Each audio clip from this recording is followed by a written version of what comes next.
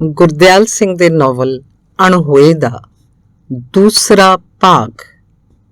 25 ਵਾਂਗ ਪਿੰਡੋਂ ਬਾਰ-ਬਾਰ ਆਪਣੇ ਖੁੱਲੇ ਘਰ ਦੇ ਵਿਹੜੇ 'ਚ ਕੰਧ ਦੀ ਛਾਵੇਂ ਬੈਠਾ ਬਿਸ਼ਨਾ ਕਹੀ ਦਾ ਦਸਤਾ ਰੰਦੀ ਜਾਂਦਾ ਸੀ।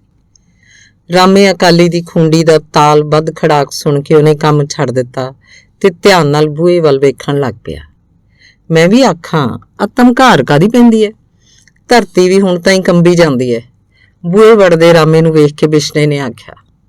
ਰਾਮਾ ਆਪਣੀ ਚਿੱਟੀ ਦੁੱਧ ਨਿੱਕੀ ਤੇ ਸਾਫ਼ ਦਾੜੀ ਉੱਤੇ ਹੱਥ ਫੇਰਦਿਆਂ ਬੈਂਤ ਦੀ ਖੁੰਡੀ ਕੰਧ ਨਾਲ ਲਾ ਕੇ ਛਣਕ ਦੀ ਆਵਾਜ਼ 'ਚ ਹੱਸਿਆ ਤੇ ਉਹਦਾ ਮੁਨਾਖਾ ਚਿਹਰਾ ਮੁਸਕਰਾਉਂਦੀ ਮੂਰਤ ਵਾਂਗ ਸਾਰੇ ਦਾ ਸਾਰਾ ਖਿੜ ਪਿਆ।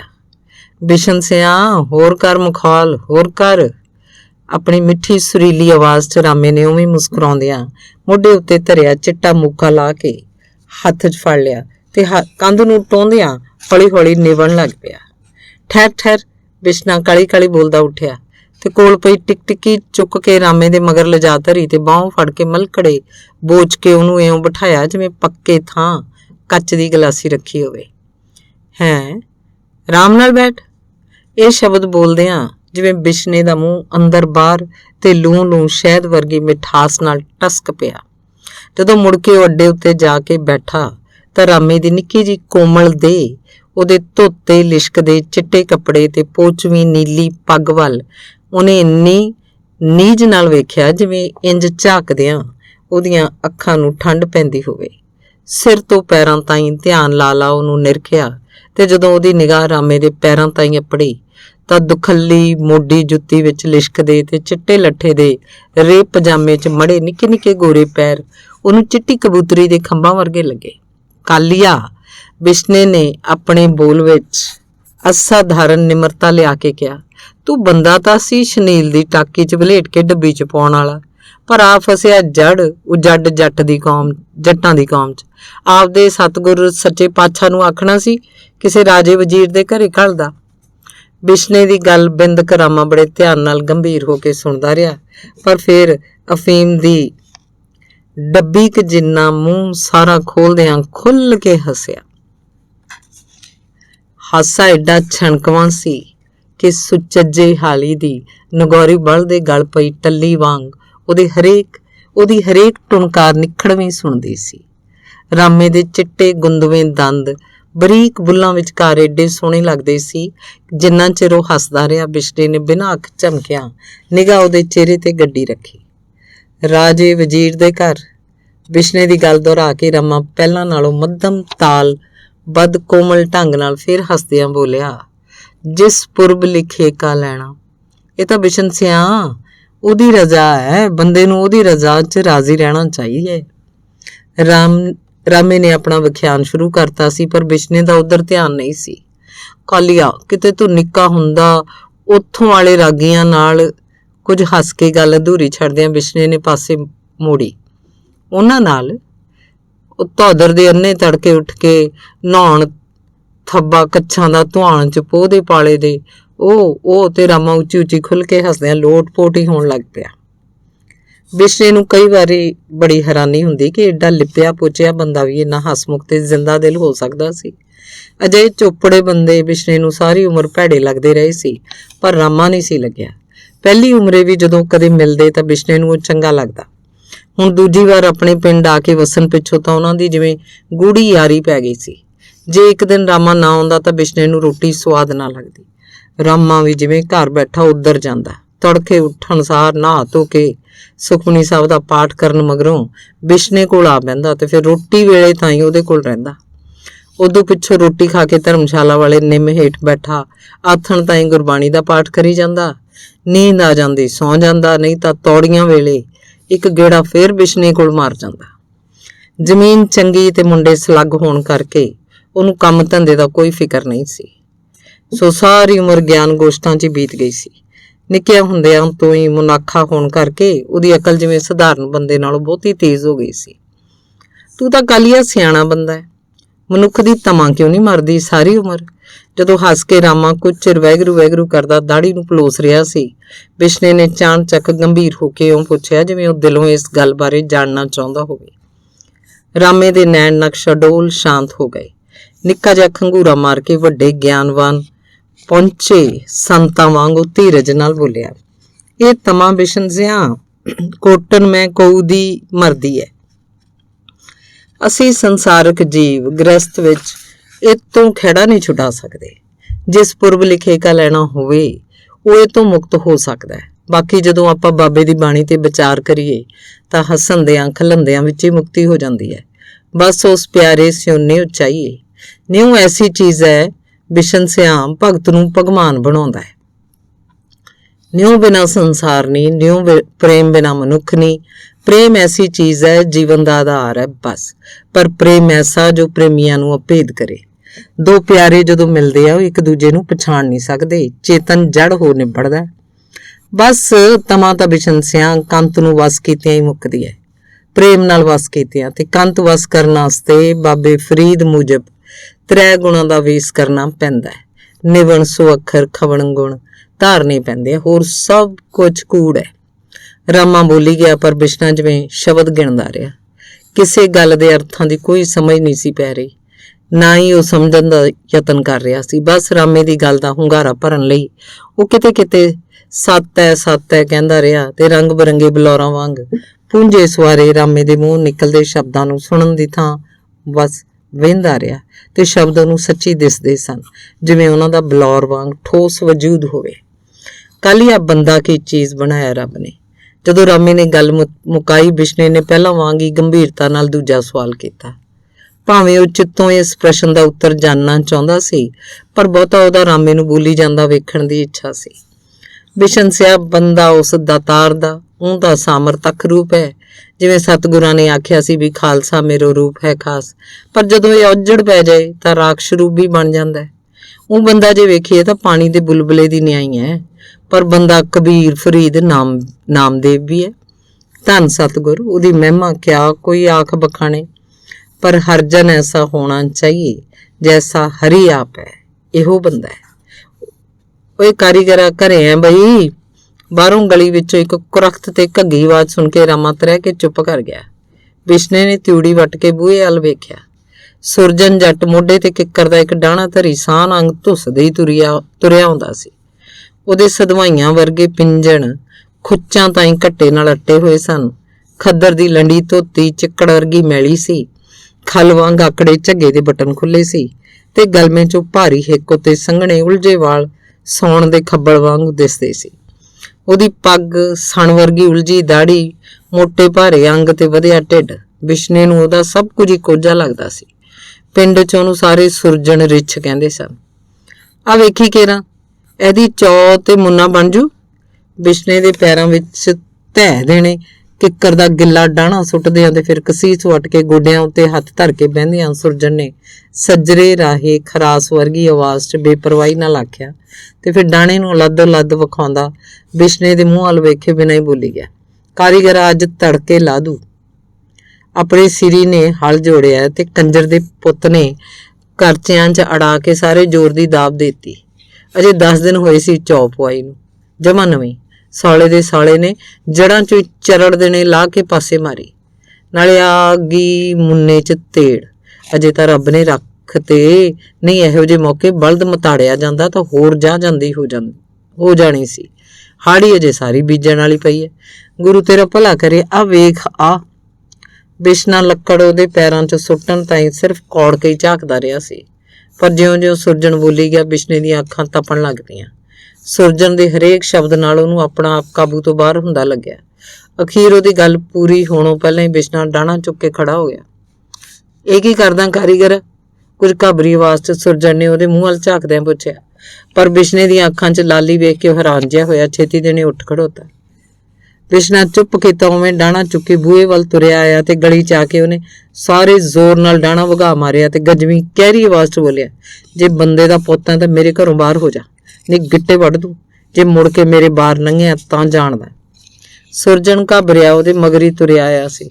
ਇੱਕ ਵਾਰੀ ਉਹਨੇ ਬਿਸ਼ਨੇ ਵੱਲ ਵੇਖਣ ਦਾ ਹੀਆ ਕੀਤਾ, ਪਰ ਫਿਰ ਉਵੇਂ ਡੌਰ ਭੌਰ ਢਿੱਡ ਥਲਕਾਉਂਦਾ ਬਾਹਰ ਨਿਕਲ ਗਿਆ। ਉਹਨੂੰ ਬਿਸ਼ਨੇ ਦੇ ਗੁੱਸੇ ਦੀ ਸਮਝ ਨਹੀਂ ਸੀ ਪਈ। ਹੱਦ ਹੋ ਗਈ ਬਈ। ਬਾਹਰ ਨਿਕਲਦਿਆਂ ਹੌਲੀ ਦੇਣੇ ਬੋਲਿਆ, ਕੈਸਾ ਬੰਦਾ ਇਹ? ਐਡੀ ਅੜਬਾਈ? ਕੋਈ ਗੱਲ ਨਹੀਂ, ਬਾਤ ਨਹੀਂ। ਤੂੰ ਭਲਮਾਨਸੀ ਨਾਲ ਜਾਣਾ ਕਿ ਵੇਖਣੀ ਹੈ ਅੜਬਾਈ ਵੀ? बिश्ने ने ठरमे वाली नरोई पर डरावनी आवाज च इउं आख्या कि सुरजन सच्ची डर गया ते बूहे वल पिठ करके बुड़बुड़ करदियां डाहणा चुक के मोढे ते धर लिया। मुड़ के अड्डे उत्ते बैठण ताईं बिश्ने दा क्रोध रता घट गया सी, पर अखां अजे भी बल रहीआं सन। कैसे कैसे वो जड्ड लोक पए है। रामे ने बड़ी धीमी आवाज च साऊ मूँह बना के दाड़ी उत्ते हत्थ फेरदियां कहा, बंदा होवे ना लैके बुलावे, जी आखे जी अखवाए, नरमाई नाल गल करे। कई बंदे तां पशुआं नालों भी परे पए आ। ਇਹੋ ਜਿਹਾਂ ਦਾ ਸੰਸਾਰ ਚ ਆਉਣਾ ਹੀ ਅਕਾਰਥ ਹੈ।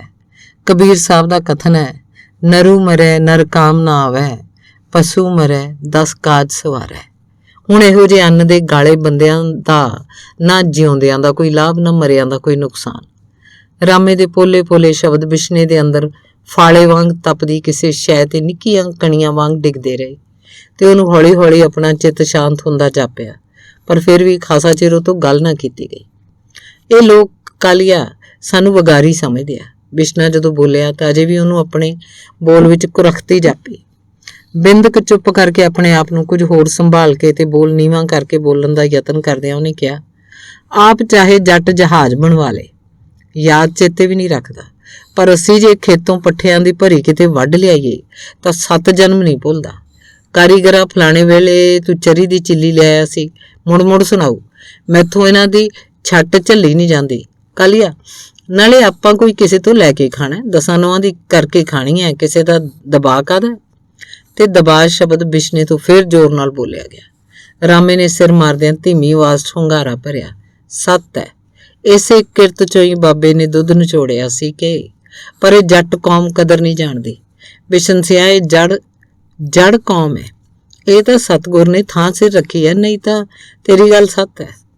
ਟੋਹ ਕੇ ਕੰਧ ਨਾਲ ਪਈ ਖੂੰਡੀ ਚੁੱਕ ਕੇ ਹੌਲੀ ਦੇਣੇ ਖੜਾ ਹੁੰਦਿਆ ਰਾਮੇ ਨੇ ਲੰਮੀ ਹੇਕ ਜਿਹੀ ਨਾਲ ਵਾਹਿਗੁਰੂ ਆਖਿਆ ਤੇ ਨਿਮਕੀ ਨਾਲ ਬੋਲਿਆ, ਚੰਗਾ ਹੁਣ ਚੱਲਦੇ ਆ ਬਿਸ਼ਨ ਸਿਆ। ਬੈਠ, ਬਿਸ਼ਨ ਨੇ ਧੀਮੀ ਆਵਾਜ਼ 'ਚ ਆਖਿਆ, ਪਰ ਰਾਮਾ ਮਾਫੀ ਮੰਗ ਕੇ ਤੁਰ ਪਿਆ। ਉਹਦੇ ਪਿੱਠ ਭੁਆਉਂਦੇ ਬਿਸ਼ਨੇ ਦੀਆਂ ਅੱਖਾਂ ਮੂਹਰੇ ਸੁਰਜਣ ਦਾ ਖੱਖਰ ਖਾਦਾ ਜਿਹਾ ਚਿਹਰਾ ਫੇਰ ਆ ਗਿਆ ਤਾਂ ਨੀਵੀਂ ਪਾ ਕੇ ਮੁੜ ਕਹੀ ਦਾ ਦਸਤਾ ਰੰਦਣ ਲੱਗ ਪਿਆ। ਅੰਗ 26ਵਾਂ। ਆਥਣੇ ਬਿਸ਼ਨਾ ਘਰ ਆਇਆ ਤਾਂ ਦਿਆਕੁਰ ਆਟਾ ਗੁੰਨ ਰਹੀ ਸੀ। ਪਰਾਤ ਦੇ ਪਾਸੀਂ ਕਿੰਨਾ ਸਾਰਾ ਚਿੱਕੜ ਹੋ ਗਿਆ ਸੀ। ਸ਼ਾਇਦ ਆਟਾ ਗੁੰਨਦਿਆਂ ਪਾਣੀ ਆਸੇ-ਪਾਸੇ ਡੁੱਲਣ ਕਰਕੇ ਉਹਨੂੰ ਤਾਂ ਮੂੰਹ ਕਰੀ ਕਸੂਤੀ ਜੀ ਬੈਠੀ ਆਟੇ ਦੀ ਕਾਵਾਂ ਖਰੋਲੀ ਕਰਦਿਆਂ ਵੇਖ ਕੇ ਬਿਸ਼ਨੇ ਦਾ ਮਨ ਜਿਵੇਂ ਅਧੀਰ ਹੋ ਉੱਠਿਆ। ਜਦੋਂ ਤੋਂ ਦਿਆਕੁਰ ਦੇ ਮੋਤੀਆ ਉਤਰਿਆ ਸੀ, ਬਿਸ਼ਨੇ ਨੂੰ ਇੱਕ ਲੱਤ ਘਰ ਤੇ ਇੱਕ ਕਾਰਖਾਨੇ ਰੱਖਣੀ ਪੈਂਦੀ। ਘਰ ਤੇ ਕਾਰਖਾਨੇ ਦੇ ਸੰਨ 'ਚ ਭਾਵੇਂ 4-5 ਘਰ ਹੀ ਪੈਂਦੇ ਸੀ, ਪਰ ਫਿਰ ਵੀ ਕਦੇ-ਕਦੇ ਉਹ ਇਸੇ ਫੇਰੇ ਤੋਰੇ ਤੋਂ ਅੱਕ ਜਾਂਦਾ। ਲਿਆ ਛੱਡ, ਮੈਂ ਗੁੰਨਾ, ਉਹਨੇ ਦਿਆਕੁਰ ਕੋਲ ਬਹਿੰਦਿਆਂ ਆਖਿਆ ਤੇ ਪਰਾਤ ਆਪਣੇ ਵੱਲ ਖਿੱਚ ਲਈ। ਪਰ ਦਿਆਕੁਰ ਨੇ ਉਹਨੂੰ ਹਟਕਦਿਆਂ ਕਾਹਲੀ ਨਾਲ ਆਪਣੀਆਂ ਅੱਖਾਂ ਫਰਕਾਉਂਦਿਆਂ ਕਿਹਾ, ਨਾ ਤੂੰ ਅੱਗ ਬਾਲ ਕੇ ਹੱਥ ਪੈਰ ਧੋਣ ਨੂੰ ਪਾਣੀ ਦਾ ਪਤੀਲਾ ਧਰ ਲੈ, ਇਹ ਤਾਂ ਗੁੱਝਿਆ ਪਿਆ ਬਸ। ਬਿਸ਼ਨਾ ਅੱਗ ਮਚਾਉਣ ਲੱਗ ਪਿਆ। ਸੱਕ ਕੁਝ ਗਿੱਲੇ ਹੋਣ ਕਰਕੇ ਧੂੰਆਂ ਬਹੁਤਾ ਹੋ ਰਿਹਾ ਸੀ। ਜਦੋਂ ਨਿਉਂ ਕੇ ਫੂਕ ਮਾਰਨ ਲੱਗਿਆ ਤਾਂ ਧੁੱਤਰ ਨੇ ਪਿੱਛੋਂ ਆ ਕੇ ਉਹਦੇ ਗਲ ਨੂੰ ਜੱਫੀ ਪਾ ਲਈ। ਚੁੱਪ ਚਪੀਤਾ ਚਾਮਚੜੇ ਵਾਂਗ ਉਹਦੀ ਪਿੱਠ ਨਾਲ ਚਿਮਟ ਗਿਆ, ਖਿੜਖੜਾ ਕੇ ਹੱਸ ਪਿਆ। ਓਏ ਮੇਰਾ ਸੰਗ ਘੁੱਟਦਾ, ਓਏ ਸੂਰਾ ਜੱਟਾ, ਉਹ ਤੂੰ ਉਤਰਨਾ ਨਹੀਂ। ਓਏ ਤੂੰ ਜਿਉਂ ਘੱਗੀ ਆਵਾਜ਼ ਕਰਕੇ ਬਿਸ਼ਨਾ ਐਵੇਂ ਜ਼ੋਰ ਲਾ ਕੇ ਉਹਦੀਆਂ ਗੋਲ ਮੋਲ ਬਾਹਾਂ ਦਾ ਕੱਸ ਢਿੱਲਾ ਪਾਉਣ ਦਾ ਬਹਾਨਾ ਕਰਦਾ। ਮੁੜ ਉਹ ਕਹਿੰਦਾ ਰਿਹਾ। ਧੁੱਤਰ ਹੋਰ ਉੱਚੀ ਹੱਸਦਿਆਂ ਬਾਹਾਂ ਹੋਰ ਘੁੱਟਦਾ ਗਿਆ। ਕਿਹੜਾ ਘੋਨਾ ਜੱਟ? ਦਿਆਕੁਰ ਨੇ ਹੌਲੀ ਦੇਣੇ ਕਿਹਾ, ਪਰ ਗੱਲ ਉਹਨਾਂ ਦੋਹਾਂ ਚੋਂ ਕਿਸੇ ਨੇ ਨਾ ਗੋਲੀ। ਬਾਬਾ ਢੂਆਂ, ਬਿੰਦਕ ਪਿੱਛੋਂ ਛੇਤੀ ਦੇਣੇ ਕੰਧੇੜਿਓਂ ਉਤਰ ਕੇ ਅੱਖਾਂ ਮਲਦਿਆਂ ਧੁੱਤਰ ਨੇ ਆਖਿਆ, ਮੈਂ ਠੱਟੀਆ ਲਿਆਵਾਂ, ਤੇ ਫਿਰ ਬਿਨਾਂ ਬਿਸ਼ਨੇ ਦਾ ਜਵਾਬ ਉਡੀਕਦਿਆਂ ਆਪਣੇ ਘਰ ਨੂੰ ਭੱਜ ਗਿਆ। ਬਿੰਦਕ ਪਿੱਛੋਂ 10-15 ਕੁ ਛਿੱਟੀਆਂ ਚੁੱਕੀ ਸਾਹ ਹੋਇਆ। ਜਦੋਂ ਮੁੜ ਰਿਹਾ ਸੀ ਤਾਂ ਉਹਨੂੰ ਤੁਰਦਿਆਂ ਵੇਖ ਕੇ ਬਿਸ਼ਨਾ ਹੱਸਦਿਆਂ ਬੋਲਿਆ, ਵੇਖ ਠੁੱਡਰ ਜਿਹਾ ਕਿਵੇਂ ਲਾਰੀਏ ਵਾਂਗੂ ਲੱਗਿਆ ਆਉਂਦਾ। ਦਿਆਕੁਰ ਦੇ ਹੋਠਾਂ ਉੱਤੇ ਉੱਪਰੀ ਮੁਸਕਾਨ ਆਈ, ਜਿਸ 'ਚ ਕਿਸੇ ਗੁੱਝੀ ਬੇਮਲੂਮੀ ਪੀੜ ਦਾ ਰਲਾ ਨਿਖਰਵੀਂ ਅੱਖ ਨੂੰ ਹੀ ਦਿਸ ਸਕਦਾ ਸੀ। ਇਸੇ ਕਾਰਨ ਕਦੇ-ਕਦੇ ਉਹਨੂੰ ਆਪਣੀਆਂ ਅੱਖਾਂ ਨਾ ਰਹਿਣ ਦਾ ਚਿੱਤੋਂ ਦੁੱਖ ਹੁੰਦਾ। ਇਹ ਸਾਰਾ ਦਿਨ ਇਲਤਾਂ ਕਰਦਾ ਰਹਿੰਦਾ, ਮੈਨੂੰ ਬਿੰਦ ਨਹੀਂ ਟਿਕਣ ਦਿੰਦਾ। ਉਹਨੇ ਉਵੇਂ ਮੁਸਕਰਾਉਂਦਿਆਂ ਆਟੀ ਨੂੰ ਮੁੱਕੀ ਦਿੰਦਿਆਂ ਕਿਹਾ, ਕੰਧੇੜੇ ਲਮਕ ਕੇ ਇਹਨੇ ਮੇਰੀ ਕੁੜਤੀ ਵੀ ਪਾੜਤੀ। ਕੁੱਡੋਂ ਛੁੱਟੀਆਂ ਚੁੱਲ੍ਹੇ ਕੋਲ ਵਗਾ ਕੇ ਸੁੱਟਦਿਆਂ ਤੇ ਆਪਣੇ ਢਿੱਡੋਂ ਤਾਂ ਟੰਗੇ ਗਏ। ਝੱਗੇ ਨੂੰ ਦੋਹਾਂ ਹੱਥਾਂ ਨਾਲ ਝਾੜਦਿਆਂ ਆਕੜ ਕੇ ਧੁੱਤਰ ਬੋਲਿਆ, ਇਹ ਤਾਂ ਬਾਬਾ ਐਵੇਂ ਕੜੀ ਡਾਂਡੀਆ, ਛੋੜਾ ਦਿਨ ਐਵੇਂ ਕੜੀ ਡਾਂਡੀਆ, ਅੰਬੋ ਟਮਲੀ, ਬਾਬਾ ਅੰਬੋ ਟਮਲੀ ਆ ਨਾ। ਬਿਸ਼ਨਾ ਠਾਕਾ ਮਾਰ ਕੇ ਹੱਸਿਆ ਤੇ ਉਹਨੇ ਧੁੱਤਰ ਨੂੰ ਬਾਹੋਂ ਫੜ ਕੇ ਉਹਦੇ ਕੋਨੇ ਸਿਰ ਤੇ ਪੋਲੀਆਂ ਚਪੇੜਾ ਮਾਰਦਿਆਂ ਆਖਿਆ, ਐਵੇਂ ਟਿਮੇ ਓਏ, ਤੂੰ ਤਾਂ ਹੁਣ ਮੇਰੀ ਸੰਗੀ ਵੀ ਘੁੱਟਤੀ ਸੀ ਨਾਨੀ ਦੀਆਂ ਖਸਮਾਂ। ਧੁੱਤਰ ਜਦੋਂ ਫੇਰ ਖਿੜਖੜਾ ਕੇ ਹੱਸਿਆ ਤਾਂ ਦਿਆਕੁਰ ਦੀਆਂ ਅੱਖਾਂ ਕਾਲੀਆਂ ਕਾਲੀਆਂ ਫਰਕਣ ਲੱਗ ਪਈਆਂ, ਢਲੇ ਚਿਹਰੇ ਦੀਆਂ ਝੁਰੜੀਆਂ ਕੰਬਣ ਲੱਗ ਪਈਆਂ ਤੇ ਉਹਦੇ ਸਾਰੇ ਨਕਸ਼ ਜਿਵੇਂ ਮੁਸਕਰਾ ਪਏ। ਅੰਮਾ ਜੀ ਇਹ ਛਿਟੀਆਂ ਕਾਸ ਤੋਂ ਮੰਗਾਈਆਂ? ਧੁੱਤਰ ਦੀ ਮਾਂ ਨੇ ਬੂਹੇ ਵੜਦਿਆਂ ਕਾਣਾ ਘੁੰਡ ਕੱਢ ਕੇ ਉੱਚੀ ਸਾਰੀ ਪੁੱਛਿਆ ਤੇ ਦਿਆਕੁਰ ਮੂਹਰੇ ਪਰਾਤ ਵੇਖ ਕੇ ਉਹ ਕੁਝ ਰੋਸ ਭਰੀ ਆਵਾਜ਼ 'ਚ ਬੋਲੀ, ਹਾਂ ਕੰਮ ਨਾ ਕਰਿਆ ਕਰ ਅੰਮਾ ਜੀ, ਜਦੋਂ ਹੁਣ ਮੈਂ 10 ਜੀਆਂ ਦੀ ਪਕਾਉਣੀ ਆ ਉੱਥੇ ਥੋੜੀਆਂ 2 ਗੁੱਲੀਆਂ ਨਾਲ ਮੈਨੂੰ ਥਕੇਮਾ ਹੋ ਜੂ। ਹੁਣ ਕਦੇ ਐ ਆਟਾ ਗੁੰਨਦੀ ਵੇਖ ਲਈ ਤਾਂ ਮੈਂ ਲੜ ਪਊ, ਸੱਚੀ ਗੱਲ ਆ। ਤੇ ਬਿਨਾਂ ਕਿਸੇ ਦਾ ਹੁੰਗਾਰਾ ਉਡੀਕਿਆਂ ਧੁੱਤਰ ਦੀ ਮਾਂ ਦਿਆਕੁਰ ਮੂਹਰੇ ਪਰਾਤ ਚੁੱਕ ਕੇ ਐਵੇਂ ਜਿਵੇਂ ਆਈ ਸੀ ਉਵੇਂ ਤੁਰ ਗਈ। ਦਿਆਕੁਰ ਦੀਆਂ ਅੱਖਾਂ 'ਚੋਂ ਪਤਾ ਨਹੀਂ ਧੂਏ ਕਰਕੇ ਜਾਂ ਕਿਵੇਂ ਪਾਣੀ ਵਹਿਣ ਲੱਗ ਪਿਆ ਸੀ। ਉਹ ਕਿੰਨਾ ਚਿਰ ਚੁੰਨੀ ਦੇ ਪੱਲੇ ਨਾਲ ਅੱਖਾਂ ਪੂੰਝਦੀ ਰਹੀ ਪਰ ਉਹ ਸੁੱਕਦੀਆਂ ਹੀ ਨਹੀਂ ਸੀ।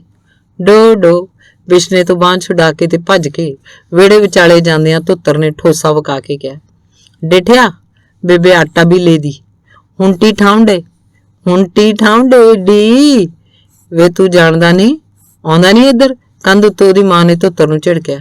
ਧੁੱਤਰ ਨੇ ਛੇਤੀ ਦੇਣੇ ਆਪਣਾ ਅੰਗੂਠਾ ਮੂੰਹ 'ਚ ਪਾ ਲਿਆ ਤੇ ਬੀਨ ਵਜਾਉਣ ਲੱਗ ਪਿਆ। ਬਿੰਦਕ ਉਹ ਉਵੇਂ ਖੜੋਤਾ ਕਦੇ ਸੱਜੀ ਕਦੇ ਖੱਬੀ ਲੱਤ ਉੱਤੇ ਨੱਚਦਾ ਕੰਧ ਵੱਲ ਝਾਕਦਾ ਰਿਹਾ ਤੇ ਫਿਰ ਬਿਸ਼ਨੇ ਦੀ ਸੈਨਤ ਸਮਝ ਕੇ ਸਿਰ ਮੈਦਾਨ ਭੱਜਦਿਆਂ ਉਹਦੀ ਗੋਦੀ 'ਚ ਆ ਬੈਠਾ। ਬਿਸ਼ਨੇ ਨੇ ਉਹਨੂੰ ਪੱਟਾਂ 'ਚ ਲੁਕਾਉਂਦਿਆਂ ਦੋਵੇਂ ਹੱਥਾਂ ਨਾਲ ਉਹਦਾ ਸਿਰ ਲੁਕਾ ਕੇ ਬਹੁਤ ਹੀ ਹੌਲੀ ਆਖਿਆ, ਲੁਕ ਜਾ ਨਹੀਂ ਤਾਂ ਜੁੱਤੀਆਂ ਨਾਲ ਤਾਲੂਆ ਗੰਜਾ ਹੋ ਜੂ ਮਾਊਆਂ। ਧੁੱਤਰ ਛਹਿ ਕੇ ਬਿਸ਼ਨੇ ਦੀ ਹਿੱਕ ਨਾਲ ਲੱਗ ਗਿਆ। ਫਿਰ ਫੁੱਸ ਕਰਦਿਆਂ ਉਹ ਦੋਵੇਂ ਨਿੱਕੀਆਂ ਗੱਲਾਂ ਕਰਨ ਲੱਗ ਪਏ। ਦਿਆਕੁਰ ਬੈਠੀ ਚੁੰਨੀ ਨਾਲ ਅੱਖਾਂ ਪੂੰਝਦੀ ਕਦੇ ਹੱਸਦੀ ਕਦੇ ਮੁਸਕਰਾਉਂਦੀ ਰਹੀ।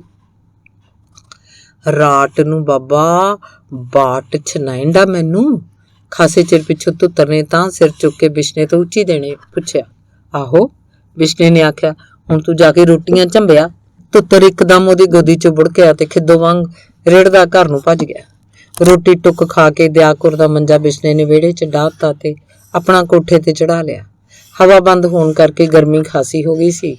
ਖੇਸ ਤੇ ਪਾਣੀ ਵਾਲੀ ਗੜਵੀ ਲੈ ਕੇ ਲੱਕੜ ਦੀ ਪੌੜੀ ਚੜ੍ਹਦਿਆਂ ਉਹਨੇ ਬੱਪੜੇ ਆਖਿਆ। ਨਾਲ ਹੀ ਬਨੇਰੇ ਉੱਤੇ ਓਕੜ ਕੇ ਪੌੜੀ ਦਾ ਸਿਰਾ ਫੜੀ ਕੋਡਾ ਹੋ ਕੇ ਧੁੱਤਰ ਨੇ ਉਹਦੀ ਨਕਲ ਲਾਈ ਤੇ ਬੁੱਢਿਆਂ ਵਾਂਗ ਆਵਾਜ਼ ਬਣਾ ਕੇ ਕਿਹਾ, ਬੱਟੜੇ ਪਰੇ ਹੋ ਜਾ, ਸੂਰਾ ਡਿੱਗੇਗਾ। ਬਿਸ਼ਨੇ ਨੇ ਤਾਂ ਝਾਕ ਕੇ ਉਹਨੂੰ ਝਿੜਕਿਆ। ਹੁਣ ਪਛਾਣ ਕੇ ਨਹੀਂ, ਸਾਰਾ ਦਿਨ ਲੱਚੜਿਆ ਰਹਿੰਦਾ ਬੁੱਧਰ ਜਿਹਾ। ਉਧਰੋਂ ਹੇਠੋਂ ਧੁੱਤਰ ਦੀ ਮਾਂ ਨੇ ਵੀ ਉਹਨੂੰ ਘੂਰਿਆ। ਵਿਹੜੇ 'ਚ ਦਿਆਕੁਰ ਮੰਜੀ ਉੱਤੇ ਉੱਠ ਕੇ ਬੈਠ ਗਈ ਤੇ ਵੇਖੀ ਵੇ ਆਖ ਕੇ ਬਨੇਰੇ ਵੱਲ ਸਿਰ ਪੁਆਇਆ ਜਿਵੇਂ ਕੁਝ ਵੇਖਣ ਲੱਗੀ ਹੋਵੇ। ਪਰ ਧੁੱਤਰ ਸਾਰਿਆਂ ਵੱਲੋਂ ਬੇਪਰਵਾਹ ਨੰਗੇ ਢਿੱਡ ਉੱਤੇ ਦੋਵੇਂ ਹੱਥਾਂ ਦੀ ਕੰਘੀ ਪਾ ਕੇ ਬਨੇਰੇ ਤੋਂ ਰਤਾ ਕੋ ਪਿਛਾਂ ਹਟ ਕੇ ਖੜੋਤਾ ਬੇਸਬਰੀ ਨਾਲ ਬਿਸ਼ਨੇ ਨੂੰ ਪੌੜੀ ਚੜ੍ਹਦਿਆਂ ਵੇਂਦਾ ਰਿਹਾ। ਉੱਤੇ ਆ ਕੇ ਉਹਨੂੰ ਫੇਰ ਝਿੜਕਦਿਆਂ ਬਿਸ਼ਨੇ ਨੇ ਬਨੇਰੇ ਤੋਂ ਮੰਜਾ ਖਿੱਚਿਆ ਤੇ ਡਾਹ ਕੇ ਖੇਸ ਉੱਤੇ ਸੁੱਟਦਿਆਂ ਉੱਚੀ ਹੇਕ ਨਾਲ ਵਾਹ ਖਰੂ ਕਹਿੰਦਿਆਂ ਗੜਵੀ ਸਰਾਣੇ ਧਰ ਕੇ ਮੰਜੇ ਤੇ ਬਹਿ ਗਿਆ। ਬਾਬਾ ਛਨਾ ਹੁਣ ਬਾਟ। ਧੁੱਤਰ ਨੇ ਉਹਨੂੰ ਮੰਜੇ ਤੇ ਬੈਠਣ ਵੀ ਨਾ ਦਿੱਤਾ, ਪਹਿਲਾਂ ਹੀ ਉਹਦੇ ਪੱਟਾਂ ਤੇ ਮੂਧਾ ਲਿਟ ਕੇ ਆਪਦੀ ਮੁਹਾਰਨੀ ਸ਼ੁਰੂ ਕਰਤੀ। ਓਏ ਖੜੋ ਜਾ, ਐਡੀ ਛੇਤੀ ਮੀਂਹ ਆਉਂਦਾ ਸੂਰਾ? ਮੈਂ ਬੁੜਾ ਆਦਮੀ ਆ, ਸਾਹ ਤਾਂ ਲੈ ਲੈਣ ਦੇ। ਪਰ ਧੁੱਤਰ ਲਈ ਜਿਵੇਂ ਨਿਰਾ ਮੀਂਹ ਨਹੀਂ, ਮੀਂਹ ਨੇਰੀ ਇਕੱਠੇ ਆ ਰਹੇ ਹੋਣ। ਉਹਨੇ ਬਿਸ਼ਨੇ ਨੂੰ ਪੱਗ ਤੇ ਕੁੜਤਾ ਵੀ ਮਸਾਂ ਲਾਉਣ ਦਿੱਤਾ। ਪੱਟਾਂ ਤੇ ਪਿਆ ਪਲਸੇਟੇ ਮਾਰ ਕੇ ਮੰਜੇ ਤੇ ਰੁੜ ਗਿਆ ਤੇ ਪਿਆ ਉਹਦੀ ਬਾਂਹ ਖਿੱਚਦਿਆਂ ਬੋਲਿਆ, ਤੂੰ ਬੁੱਟਾ ਆਦਮੀ ਆ ਬਾਬਾ, ਟੰਗਾ ਮੈਨੂੰ ਬਾਟ ਛਨਾ, ਹੁਣ ਟਾਂ ਛਨਾੜੇ। ਓਏ ਇਹ ਕੀ ਕਰਤਾ ਕੁੱਕੜਾ? ਬੋਝ ਕੇ ਉਹਦੇ ਉੱਤੇ ਡਿੱਗਦਿਆਂ ਬਿਸ਼ਨਾ ਬੋਲਿਆ, ਹੈ ਬੁੜੇ ਆਦਮੀ ਨੂੰ ਮਾਰਤਾ। ਧੁੱਤਰ ਹੇਠਾਂ ਦੱਬਿਆ ਉੱਚੀ ਹੱਸਿਆ ਤੇ ਬਿਸ਼ਨੇ ਦਾ ਸਾਰੇ ਦਿਨ ਦਾ ਥਕੇਵਾਂ ਜਿਵੇਂ ਇੱਕੋ ਪਲ 'ਚ ਲੈ ਗਿਆ। ਚੰਗਾ ਫਿਰ ਹੁਣ ਤੈਨੂੰ ਬਾਤ ਸੁਣਾਵਾਂ। ਸੂਤ ਹੋ ਕੇ ਮੰਜੇ ਤੇ ਲੇਟਦਿਆਂ ਬਿਸ਼ਨਾ ਬੋਲਿਆ, ਛਨਾ। ਇੱਕ ਬਾਂਹ ਤੇ ਇੱਕ ਲੱਤ ਬਿਸ਼ਨੇ ਦੀ ਹਿੱਕ ਤੇ ਢਿੱਡ ਤੇ ਰੱਖ ਕੇ ਉਹਦੇ ਪਿੰਡੇ ਨਾਲ ਆਪਣਾ ਕੂਲਾ ਪਿੰਡਾ ਲਾਉਂਦਿਆਂ ਧੁੱਤਰ ਨੇ ਆਖਿਆ, ਪਾਛੋਂ ਬਾਗੀ ਛੋਨੀ ਛਨਾਈ ਟੰਗਾ। ਕਿਹੜੀ ਪਰਸੋਂ ਅਰਗੀ ਓਏ? ਉਹ ਲਾਜੇ ਦੇ ਬੁੱਟ ਵਾਲੀ, ਲਾਜੇ ਦੇ ਪੁੱਤ ਵਾਲੀ ਕਿ ਰਾਜਕੁਮਾਰ ਵਾਲੀ? ਬਿਸ਼ਨਾ ਹੱਸ ਪਿਆ। ਧੁੱਤਰ ਤੋਂ ਰੋਜ਼ ਰਾਜਕੁਮਾਰ ਰਖਵਾਉਣ ਦਾ ਯਤਨ ਕਰਦਾ ਪਰ ਉਹ ਨਾ ਕਹਿੰਦਾ। ਚੰਗਾ ਸੁਣ, ਉਹਨੇ ਬਾਤ ਸ਼ੁਰੂ ਕੀਤੀ। ਇੱਕ ਰਾਜੇ ਦੇ ਇੱਕੋ ਪੁੱਤ ਸੀ। ਉਹਨੂੰ ਰਾਜੇ ਨੇ ਇੱਕ ਬਾਗ 'ਚ ਸਿਉਨੇ ਚਾਂਦੀ ਦਾ ਮਹਿਲ ਬਣਾ ਕੇ ਦਿੱਤਾ, ਕੋਤਲ ਘੋੜਾ ਲੈ ਕੇ ਦਿੱਤਾ। ਸਾਰਾ ਦਿਨ ਉਹ ਬਾਗ 'ਚ ਹੀ ਫਿਰਦਾ ਰਿਹਾ ਕਰੇ, ਪਰ ਉਹ ਤੇਰੇ ਵਾਂਗੂ ਹੀ ਲੱਤੀ ਬਹੁਤ ਸੀ, ਮੇੜੇ ਵਾਂਗੂ। ਪੁੱਤਰ ਨੇ ਪੁੱਛਿਆ ਤੇ ਉਹਦਾ ਮੂੰਹ ਸਿਆਣਿਆਂ ਵਾਂਗ ਗੰਭੀਰ ਹੋ ਗਿਆ, ਪਰ ਫਿਰ ਉਹ ਨਿੱਕਾ ਜਿਹਾ ਠਾਕਾ ਮਾਰ ਕੇ ਹੱਸ ਪਿਆ। ਉਲਟੀ ਛੀ ਉਹ ਬਾਬਾ। ਬਿਸ਼ਨੇ ਨੇ ਰੁੱਕ ਕੇ ਹੁੰਗਾਰਾ ਭਰਿਆ ਤੇ ਬਾਤ ਗਾਂਹ ਤੋਰੀ। ਸਾਰਾ ਦਿਨ ਉਹ ਬਾਗ ਦੇ ਮਹਿਲ 'ਚ ਭੜਥੂ ਪਾਈ ਰੱਖਦਾ। ਰਾਜੇ ਨੇ ਜਿਹੜੇ ਬਾਗ ਆਸਤੇ ਮਾਲੀ ਤੇ ਮਹਿਲਾਂ 'ਚ ਟਹਿਲੂਏ ਰੱਖੇ ਸੀ, ਉਹ ਉਹਦੀਆਂ ਇਲਤਾਂ ਤੋਂ ਅੱਕ ਜਾਂਦੇ, ਤੇ ਜੇ ਉਹਦਾ ਜੀ ਕਰਦਾ ਤਾਂ ਸਿਉਨੇ ਚਾਂਦੀ ਦੇ ਭਾਂਡਿਆਂ 'ਚ ਰੇਤਾ ਮਿੱਟੀ ਪਾ ਕੇ ਫੁੱਲ ਬੀਜ ਦਿੰਦਾ, ਤੇ ਜੇ ਜੀ ਕਰਦਾ ਤਾਂ ਫਲਾਂ ਵਾਲੇ ਬੂਟੇ ਛਾਂਗੀ ਜਾਂਦਾ। ਚਿੱਤ 'ਚ ਆ ਜਾਂਦੀ ਤਾਂ ਖੁੱਡਾਂ ਵਿੱਚੋਂ ਸੱਪ ਠੂਏ ਕੱਢ ਕੱਢ ਮਾਰੀ ਜਾਂਦਾ, ਜਾਂ ਕਿਧਰੇ ਕਿੱਕਰਾਂ ਦੀਆਂ ਡਾਹਣੀਆਂ ਵੱਢ ਵੱਢ ਕੰਡੇ ਖਿਲਾਰੀ ਜਾਂਦਾ। ਘੋੜੇ ਤੇ ਚੜ ਕੇ ਸਾਰੀਆਂ ਕਿਆਰੀਆਂ ਦੀਆਂ ਵੱਟ ਡੋਲੇ ਢਾਹ ਦਿੰਦਾ। ਕਦੇ ਹਰ ਖੁੱਟਦਾ ਤਾਂ ਮਹਿਲ ਦੀਆਂ ਸਿਉਨੇ ਚਾਂਦੀ ਦੀਆਂ ਕੰਧਾਂ ਹੀ ਖੁਰਚ ਖੁਰਚ ਖਰਾਬ ਕਰ ਦਿੰਦਾ। ਰਾਜਾ ਬੜਾ ਦੁਖੀ ਹੋਇਆ। ਉਹਨੇ ਸਾਰੇ ਰਾਜ 'ਚੋਂ ਸਿਆਣੇ ਪਾਂਡੇ ਸੱਦੇ। ਇੱਕ ਪਾਂਡਾ ਕਹਿੰਦਾ, ਰਾਜਾ ਤੇਰਾ ਪੁੱਤ ਜਾਂ ਤਾਂ ਚੱਕਰਵਰਤੀ ਰਾਜਾ ਬਣੂ ਤੇ ਜਾਂ ਬਸ ਤੂੰ ਔਤ ਹੀ ਜਾਵੇਂਗਾ। ਰਾਜੇ ਨੂੰ ਫਿਕਰ ਪੈ ਗਿਆ। ਉਹਨੇ ਬਾਗ ਵਾਲੇ ਮਹਿਲ ਉੱਤੇ ਪਹਿਰੇ ਕਰੜੇ ਕਰਤੇ। ਪਰ ਰਾਜਕੁਮਾਰ ਨੂੰ ਇੱਕ ਦਿਨ ਸੁਪਨਾ ਆਇਆ, ਜਾਣੀ ਉਹਨੂੰ ਇੱਕ ਸਾਧ ਮਿਲਿਆ ਤੇ ਪੁੱਛਣ ਲੱਗਿਆ, ਤੇਰਾ ਕਾਸ ਨੂੰ ਜੀ ਕਰਦਾ ਹੈ? ਰਾਜਕੁਮਾਰ ਨੇ ਆਖਿਆ, ਮੇਰਾ ਜੀ ਐਂ ਕਰਦਾ ਹੈ ਵੀ ਜੋ ਮੇਰੇ ਮਨ 'ਚ ਆਵੇ ਉਹ ਕਰਾਂ, ਮੈਨੂੰ ਕਾਸੇ ਤੋਂ ਕੋਈ ਨਾ ਰੋਕੇ। ਸਾਧ ਕਹਿੰਦਾ, ਚੰਗਾ, ਪੈਰ ਦੇ ਤੜਕੇ ਉੱਠ ਕੇ ਚੜ੍ਹਦੇ ਪਾਸੇ ਘੋੜਾ ਤੋਰ ਲਈ ਤੇ ਸਿੱਧਾ ਤੁਰਿਆ ਜਾਈਂ। ਕਾਠੀ ਦੀ ਖੁਰਜੀ 'ਚ ਹੱਥ ਪਾਈ, ਜੋ ਮਨ 'ਚ ਚਿਤਵੇਂਗਾ ਉਹੀ ਨਿਕਲ ਆਊ। ਜਿੱਥੇ ਜੋ ਸਿੱਟੇਂਗਾ, ਜੋ ਤੇਰਾ ਜੀ ਕਰੂ ਉਹੀ ਬਣ ਜੂ। ਬਾਗ, ਮਹਿਲ, ਜੰਗਲ, ਬਿਆਬਾਨ, ਦਰਿਆ, ਜੋ ਤੇਰੀ ਮਰਜ਼ੀ ਹੋ, ਪਰ ਪਿੱਛੇ ਮੁੜ ਕੇ ਨਾ ਝਾਕੀ। ਫਿਰ ਇੱਕ ਪਹਾੜੀ ਆਊ, ਉਹਦੀ ਟੀਸੀ ਤੋਂ ਤੈਨੂੰ ਇੱਕ ਸ਼ਹਿਰ ਦਿਸੂ, ਸਿਉਨੇ ਚਾਂਦੀ ਦਾ ਸ਼ਹਿਰ, ਪਰੀਆਂ ਦਾ ਦੇਸ। ਤੂੰ ਉਹਦਾ ਰਾਜਾ ਬਣ ਜਾਏਗਾ। ਪਰ ਜੇ ਪਿਛਾਂ ਮੁੜ ਕੇ ਝਾਕਿਆ ਤਾਂ ਤੇਰਾ ਰਾਹ ਵਿੱਚ ਬਣਾਇਆ ਸਭ ਕੁਝ ਰਹੂ ਤਾਂ ਉਵੇਂ, ਪਰ ਉਹ ਪਰੀਆਂ ਦਾ ਦੇਸ ਲੋਪ ਹੋ ਜੂ। ਤੇ ਜੇ ਤੂੰ ਆਪਣੇ ਪਿਓ ਦੇ ਰਾਜ ਬੰਨੀ ਉਸੇ ਰਾਹ ਮੁੜਿਆ ਤਾਂ ਫਿਰ ਜਿੱਥੋਂ ਜਿੱਥੋਂ ਦੀ ਲੰਘਦਾ ਜਾਏਗਾ ਸਭ ਕੁਝ ਭਸਮ ਹੁੰਦਾ ਜਾਊ। ਇਹ ਕਹਿ ਕੇ ਸਾਧ ਲੋਪ ਹੋ ਗਿਆ। ਰਾਜੇ ਦਾ ਪੁੱਤ ਪੈਰ ਦੇ ਤੜਕੇ ਉੱਠਿਆ, ਘੋੜਾ ਸ਼ਿੰਗਾਰ ਕੇ ਖੁਰਜੀ ਪਾ ਕੇ ਉੱਤੇ ਚੜ ਗਿਆ। ਰੱਬ ਦੀ ਕਰਨੀ ਐਸੀ ਹੋਈ, ਸਾਰੇ ਪਹਿਰੇਦਾਰ ਘੂਕ ਸੁੱਤੇ ਪਏ ਤੇ ਚੁੱਪ ਕਰਕੇ ਬਾਹਰ ਨਿਕਲ ਗਿਆ। ਚਲੋ ਚਾਲ, ਚਲੋ ਚਾਲ। ਜਾਂ ਰਾਜਕੁਮਾਰ ਸ਼ਹਿਰੋਂ ਬਾਹਰ ਨਿਕਲਿਆ ਤਾਂ ਕੀ ਦੇਖੇ ਵੀ ਦੂਰ ਤਾਈਂ ਰੂਹੀ ਬਿਆਬਾਨ ਪਿਆ, ਨਾ ਕਿਤੇ ਕੋਈ ਦਰਖਤ, ਨਾ ਚਿੜੀ ਜਨੌਰ। ਸੂਰਜ ਚੜੇ ਤਾਈਂ ਘੋੜਾ ਭਜਾਈ ਗਿਆ। ਸੂਰਜ ਚੜਨ ਸਾਰ ਕੀ ਦੇਖੇ ਵੀ ਇੱਕ ਉੱਚੇ ਟਿੱਬੇ ਉੱਤੇ ਮੀਂਹ ਪਈ ਜਾਂਦਾ ਹੈ। ਉਹ ਘੋੜਿਆਂ ਉਤਰਿਆ ਤੇ ਟਿੱਬੇ ਉੱਤੇ ਜਾਂਦਾ ਰਿਹਾ। ਹਥੇਲੀ ਤਾਂ ਕੀਤੀ, ਮੀਂਹ ਬੰਦ ਹੋ ਗਿਆ। ਉਹ ਬੜਾ ਖੁਸ਼। ਰੇਤੇ 'ਚ ਮਿੱਠੀ ਮਿੱਠੀ ਵਾਸ਼ਨਾ ਆਵੇ। ਬਹਿ ਕੇ ਰਾਜੇ ਦੀਆਂ ਘੋੜੀਆਂ ਥੱਪਣ ਲੱਗ ਪਿਆ। ਘੋੜੀਆਂ ਥੱਪ ਕੇ ਪਿੱਠ ਪੁਆ ਕੇ ਮੋੜਦਾ ਬੋਲਿਆ, ਬਣ ਜੋ ਸਿਉਨੇ ਚਾਂਦੀ ਦੇ ਮਹਿਲ। ਪਰ ਪਿਛਾਂ ਮੁੜ ਕੇ ਝਾਕਣ ਦਾ ਹੁਕਮ ਨਹੀਂ ਸੀ। ਘੋੜੇ ਤੇ ਚੜ ਕੇ ਅੱਡੀ ਲਾਤੀ। ਮੈਂ ਤੈਨੂੰ ਦੱਸਣਾ ਭੁੱਲ ਗਿਆ, ਸਾਧ ਨੇ ਆਖਿਆ ਸੀ ਵੀ ਜੋ ਕੁਝ ਬਣਾਉਣ ਨੂੰ ਤੇਰਾ ਜੀ ਕਰੂ ਉਹ ਤਾਂ ਬਣੂ, ਪਰ ਤੂੰ ਜੋ ਕਹਿਣਾ ਪਿੱਠ ਪੁਆ ਕੇ ਆਖ ਸਕੇਂਗਾ ਤੇ ਮੁੜ ਕੇ ਦੇਖਣਾ ਨਹੀਂ। ਢਿੱਲੀ ਜੀ ਆਵਾਜ਼ 'ਚ ਹੁੰਗਾਰਾ ਭਰਦਿਆਂ ਭਰਦਿਆਂ ਧੁੱਤਰ ਬੜਵਾਇਆ ਬੋਲਿਆ, ਛੋਨੇ ਟਾਂਡੀ ਦੀਆਂ ਢੋੜੀਆਂ ਬਾਬਾ। ਹਾਂ, ਸਿਉਨੇ ਚਾਂਦੀ ਦੇ ਮਹਿਲ ਬਣ ਗਏ। ਬਿਸ਼ਨੇ ਨੇ ਰਤਾ ਕੋਈ ਰੁਕ ਕੇ ਜਵਾਬ ਦਿੱਤਾ ਤੇ ਬਾਤ ਗਾਂਹ ਤੋਰੀ। ਲਓ ਜੀ, ਉਹ ਹੋਰ ਗਾਂਹ ਗਿਆ ਤਾਂ ਧੁੱਪ ਕਰੜੀ ਲੱਗੀ, ਛਾਂ ਕਿਤੇ ਨਾ। ਖੁਰਜੀ 'ਚ ਹੱਥ ਪਾਇਆ, ਇੱਕ ਹਰੀ ਡਾਹਣੀ ਕੱਢ ਕੇ ਉੱਥੇ ਸਿੱਟਤੀ ਘੋੜੇ ਨੂੰ। ਫੇਰ ਅੱਡੀ ਲਾ ਕੇ ਬੋਲਿਆ, ਲੱਗ ਜਾਣ ਜਾਂ ਛਾਂ ਵਾਲੇ ਬਿਰਚ। ਹੋਰ ਗਾਂਹ ਗਿਆ, ਆਸੇ ਪਾਸੇ ਸਰਕੜਾ ਹੀ ਸਰਕੜਾ, ਝਾੜ, ਮਲੇ ਤੇ ਰੁੱਖੀ ਧਰਤੀ ਤਾਂਬੇ ਵਾਂਗੂ ਤਪੇ। ਫਿਰ ਖੁਰਜੀ 'ਚ ਹੱਥ ਪਾਇਆ ਤੇ ਇੱਕ ਫੁੱਲ ਕੱਢ ਕੇ ਸਿੱਟਤਾ। ਫਿਰ ਆਖਣ ਲੱਗਿਆ, ਲੱਗ ਜਾਣ ਫੁੱਲਾਂ ਦੇ ਬਾਗ। ਲਓ ਜੀ, ਚਲੋ ਚਾਲ, ਚਲੋ ਚਾਲ। ਉਹ ਜਿਉਂ-ਜਿਉਂ ਤੁਰਿਆ ਗਿਆ, ਘੋੜਾ ਭਜਾਈ ਗਿਆ। ਧਰਤੀ ਸੁੰਨੀ ਤੇ ਰੁੱਖੀ ਆਉਂਦੀ ਗਈ। ਕਿਤੇ ਆਖ ਦਿੰਦਾ ਚਸ਼ਮੇ ਫੁੱਟਣ, ਕਿਤੇ ਆਖ ਦਿੰਦਾ ਦਰਿਆ ਵਗੇ, ਕਿਤੇ ਕਹਿ ਦਿੰਦਾ ਮਹਿਲ ਉਸਰ ਜਾਣ। ਇਉਂ ਚਿੱਤ ਆਈਆਂ ਕਰਦਾ ਰਾਜਕੁਮਾਰ ਆਥਣ ਤਾਈਂ ਤੁਰਿਆ ਗਿਆ। ਉਹਨੂੰ ਇੱਕ ਵਾਰੀ ਰਾਹ 'ਚ ਭੁੱਖ ਲੱਗੀ। ਉੱਤੋਂ 36 ਪਦਾਰਥਾਂ ਦੇ ਲੱਗੇ ਲਗਾਏ ਥਾਲ ਮੂਹਰੇ ਆ ਗਏ। ਚਲੋ ਚਾਲ, ਚਲੋ ਚਾਲ। ਦਿਨ ਛਿਪ ਚੱਲਿਆ, ਪਹਾੜੀ ਵੀ ਦਿਸਣ ਲੱਗ ਪਈ। ਸਾਧੂ ਨੇ ਇਹ ਵੀ ਆਖਿਆ ਸੀ ਵੀ ਆਥਣੋਂ ਪਹਿਲਾਂ ਪਹਾੜੀ ਤੇ ਅੱਪੜ ਪਿਆ ਤਾਂ ਅੱਪੜ ਪਿਆ, ਨਹੀਂ ਤਾਂ ਤੂੰ ਸਣੇ ਘੋੜੇ ਭਸਮ ਹੋ ਜਾਏਗਾ। ਉਹਨੇ ਜਦੋਂ ਪਹਾੜੀ ਦੇ ਸਿਖਰ ਸੂਰਜ ਦੀ ਢਲਦੀ ਚਲਕੋਰ ਵੇਖੀ ਤਾਂ ਘੋੜੇ ਨੂੰ ਅੱਡੀ ਲਾਈ ਤੇ ਕੋਤਲ ਘੋੜਾ ਜਾਣੀ ਦੀ ਉੱਡ ਕੇ ਪਹਾੜੀ ਦੀ ਟੀਸੀ ਤੇ ਜਾ ਚੜਿਆ। ਅੱਗੇ ਫਿਰ ਧੁੱਤਰ ਸਿਆਂ ਉਹ ਕੀ ਦੇਖੇ, ਆਹਾ ਹਾ ਹਾ, ਇੱਕ ਸਿਉਨੇ ਚਾਂਦੀ ਦੇ ਮਹਿਲਾਂ ਦਾ ਦੇਸ ਲਿਸ਼ ਲਿਸ਼ ਪਿਆ ਕਰੇ। ਊਂ ਤਾਂ ਸੂਰਜ ਢਲਦਾ ਜਾਂਦਾ ਸੀ, ਪਰ ਉੱਧਰ ਐਂ ਲੱਗੇ ਜਿਵੇਂ ਸਾਹਮਣੇ ਉਹ ਦਿਨ ਚੜ੍ਹਦਾ ਹੁੰਦਾ ਹੋਵੇ। ਉੱਥੇ ਪਰੀਆਂ ਹੀ ਪਰੀਆਂ ਐਂ ਭੱਬੂਆਂ ਵਾਂਗੂ ਉੱਡਦੀਆਂ ਫਿਰਨ, ਰੰਗ ਬਿਰੰਗੇ ਫੁੱਲਾਂ ਵਰਗੀਆਂ, ਕਿਧਰੇ ਦੁੱਧ ਦੇ ਦਰਿਆ ਵਗਣ, ਕਿਧਰੇ ਮੱਖਣੀ ਦੇ ਖੂਹ ਭਰੇ ਹੋਏ, ਕਿਧਰੇ ਕੰਗੂ ਦੀ ਕਟੋਰੀ ਵਰਗੇ ਪਾਣੀ ਦੇ ਤਲਾਅ ਭਰੇ ਪਏ ਤੇ ਉਹਨਾਂ 'ਚ ਹੰਸ ਤਰਦੇ ਫਿਰਨ, ਕਿਧਰੇ ਫੁੱਲ ਹੀ ਫੁੱਲ, ਬਾਗ ਹੀ ਬਾਗ। ਐਸਾ ਸੋਹਣਾ ਦੇਸ਼ ਬਸ ਕੀ ਦੱਸਾਂ। ਪਰ ਰਾਜਕੁਮਾਰ ਨੇ ਘੋੜਾ ਗਾਂਹ ਨਾ ਤੋਰਿਆ। ਉਹਦਾ ਕਾਲਜਾ ਧੜਕਣ ਲੱਗ ਪਿਆ। ਬਿੰਦ ਕੁ ਹੋਰ ਉਸ ਦੇਸ਼ ਨੂੰ ਵੇਖਦਾ ਰਿਹਾ, ਪਰ ਫਿਰ ਅੱਖਾਂ ਮੀਟ ਕੇ ਘੋੜੇ ਦੀਆਂ ਬਾਗਾਂ ਖਿੱਚੀਆਂ ਤੇ ਉਹਦਾ ਮੂੰਹ ਪਿਛਾਂਹ ਨੂੰ ਭੁਆ ਲਿਆ। ਬਿੰਦ ਕੋ ਨੇ ਐਂ ਘੁੱਟ ਕੇ ਅੱਖਾਂ ਮੀਟੀ ਰੱਖੀਆਂ ਜਿਵੇਂ ਕਾਸੇ ਤੋਂ ਡਰਦਾ ਹੋਵੇ, ਪਰ ਫਿਰ ਭੜਕ ਕੇ ਅੱਖਾਂ ਖੋਲ ਲਈਆਂ। ਜਦੋਂ ਦੂਰ ਤਾਈਂ ਨਿਗਾਹ ਮਾਰੀ, ਛਿਪਦੇ ਸੂਰਜ ਦੀ ਚਲਕੋਰ 'ਚ ਆਪਣੀ ਵਸਾਈ ਦੁਨੀਆ ਵੇਖ ਕੇ ਉਹਦਾ ਮੂੰਹ ਸੂਰਜ ਵਾਂਗੂ ਲਿਸ਼ਕਣ ਲੱਗ ਪਿਆ। ਕੀ ਵੇਖੇ, ਕਿਧਰੇ ਉਹਦੇ ਲਾਏ ਬਾਗ ਲਹਿ ਲਹਿ ਪਏ ਕਰਨ, ਕਿਧਰੇ ਸੰਘਣੀ ਛਾਂ ਵਾਲੇ ਬਿਰਛ ਝੂਲਣ, ਕਿਧਰੇ ਠੰਡੇ ਮਿੱਠੇ ਪਾਣੀ ਦੇ ਚਸ਼ਮੇ ਪਏ ਫੁੱਟਣ, ਕਿਧਰੇ ਫਸਲਾਂ ਲਹਿ ਲਹਿ ਕਰਨ। ਬਸ ਪੁੱਛ ਨਾ, ਐਂ ਕੇਰਾ ਸੁਰਗ ਹੀ ਬਸਿਆ ਪਿਆ, ਪਰੀਆਂ ਦੇ ਦੇਸ਼ ਨਾਲੋਂ ਵੀ ਸੋਹਣਾ। ਉਹਨੂੰ ਦੇਖਦੇ ਦੇਖਦੇ ਉਹਨੂੰ ਜਿਵੇਂ ਨਸ਼ਾ ਚੜ੍ਹਨ ਲੱਗ ਪਿਆ ਤੇ ਅੱਖਾਂ ਆਪੇ ਹੀ ਮਿਚਣ ਲੱਗ ਪਈਆਂ। ਇੱਕ ਵਾਰ ਤਾਂ ਉਹਦਾ ਜੀ ਕੀਤਾ ਬਈ ਘੋੜਾ ਸਿਰ ਮੈਦਾਨ ਭਜਾ ਕੇ ਜਿੱਧਰੋਂ ਆਇਆ ਸੀ ਉੱਧਰੋਂ ਆਪਦੇ ਵਸਾਏ ਦੇਸ਼ ਵੰਨੀ ਭੱਜ ਤੁਰੇ। ਪਰ ਚਾਨਚੱਕ ਉਹਨੂੰ ਸਾਧ ਦੀ ਗੱਲ ਦਾ ਚੇਤਾ ਆਇਆ ਤਾਂ ਉੱਥੇ ਹੀ ਖੜੋਤਾ ਅੱਖਾਂ ਖੋਲ ਕੇ ਝਾਕਦਾ ਰਿਹਾ। ਸੂਰਜ ਜਮਾਂ ਛਿਪ ਚੱਲਿਆ ਸੀ, ਪਰ ਚੌਂਹੀ ਪਾਸੇ ਸੰਘਣਾ ਹਨੇਰਾ ਨਹੀਂ ਸੀ ਹੋਇਆ। ਉਧਰ ਹੀ ਝਾਕਦਾ ਰਿਹਾ ਜਿੰਨਾ ਚਿਰ ਸਭ ਕੁਝ ਦਿਸਣੋਂ ਨਾ ਹਟ ਗਿਆ। ਉਹਨੇ ਆਪਦੇ ਬਣਾਏ ਸੁਰਗ ਵੰਨੀਓ ਨਿਗਾਹ ਨਾ ਹਟਾਈ, ਪਰ ਅਖੀਰ ਘੋੜੇ ਦਾ ਮੂੰਹ ਭੁਆ ਕੇ ਪਰੀਆਂ ਦੇ ਦੇਸ਼ ਵੰਨੀ ਕਰਨਾ ਪਿਆ। ਪਰ ਉਧਰ ਵੀ ਹੁਣ ਨੇਰਾ ਹੀ ਨੇਰਾ ਸੀ, ਹੱਥ ਮਾਰਿਆ ਨਹੀਂ ਸੀ ਦਿਸਦਾ। ਰਾਜਕੁਮਾਰ ਨੇ ਅੱਖਾਂ ਮੀਟ ਕੇ ਘੋੜੇ ਨੂੰ ਅੱਡੀ ਲਾਈ ਤੇ ਸਣੇ ਘੋੜੇ ਉਸ ਹਨੇਰੇ ਦੇ ਕੁੰਡ 'ਚ ਜਾ ਡਿੱਗਿਆ। ਡਿੱਗਦਿਆਂ ਸਾਰ ਬਿਜਲੀ ਵਾਂਗੂ ਕਰੜ ਕਰੜ ਕਰਕੇ ਅਸਮਾਨ ਨੂੰ ਚੜ੍ਹਿਆ ਤੇ ਬਦਲਾਂ 'ਚ ਜਾ ਲੁਕਿਆ। ਇੰਨੀ ਮੇਰੀ ਬਾਤ, ਉੱਤੋਂ ਪੈ ਗਈ ਰਾਤ। ਉਹ ਸੂਰਾ ਸੌਂ ਗਿਆ ਤੂੰ? ਬਿਸ਼ਨੇ ਨੇ ਪੁੱਤਰ ਨੂੰ ਹਲੂਣ ਕੇ ਆਖਿਆ ਤੇ ਫਿਰ ਉੱਚੀ ਸਾਰੀ ਆਵਾਜ਼ ਮਾਰੀ, ਭਾਈ ਜਿਉਣੀਏ, ਇਹਨੂੰ ਲੈ ਜਾਓ ਢੋਡਰ ਕਾਹ ਨੂੰ। ਧੁੱਤਰ ਦੀ ਵੱਡੀ ਭੈਣ ਕੋਠੇ ਉੱਤੋਂ ਦੀ ਆਈ ਤੇ ਉਹਨੂੰ ਚੁੱਕ ਕੇ ਲੈ ਗਈ। ਬਿਸ਼ਨਾ ਧੁੱਤਰ ਨੂੰ ਸੁਣਾਈ ਬਾਤ ਬਾਰੇ ਸੋਚਣ ਲਈ ਅਸਮਾਨ ਵੱਲ ਝਾਕਣ ਲੱਗ ਪਿਆ, ਪਰ ਉਸੇ ਵੇਲੇ ਉਹਨੂੰ ਗੀਤਾਂ ਦੀਆਂ ਬਰੀਕ ਲਿਲਕਾਂ ਸੁਣੀਆਂ।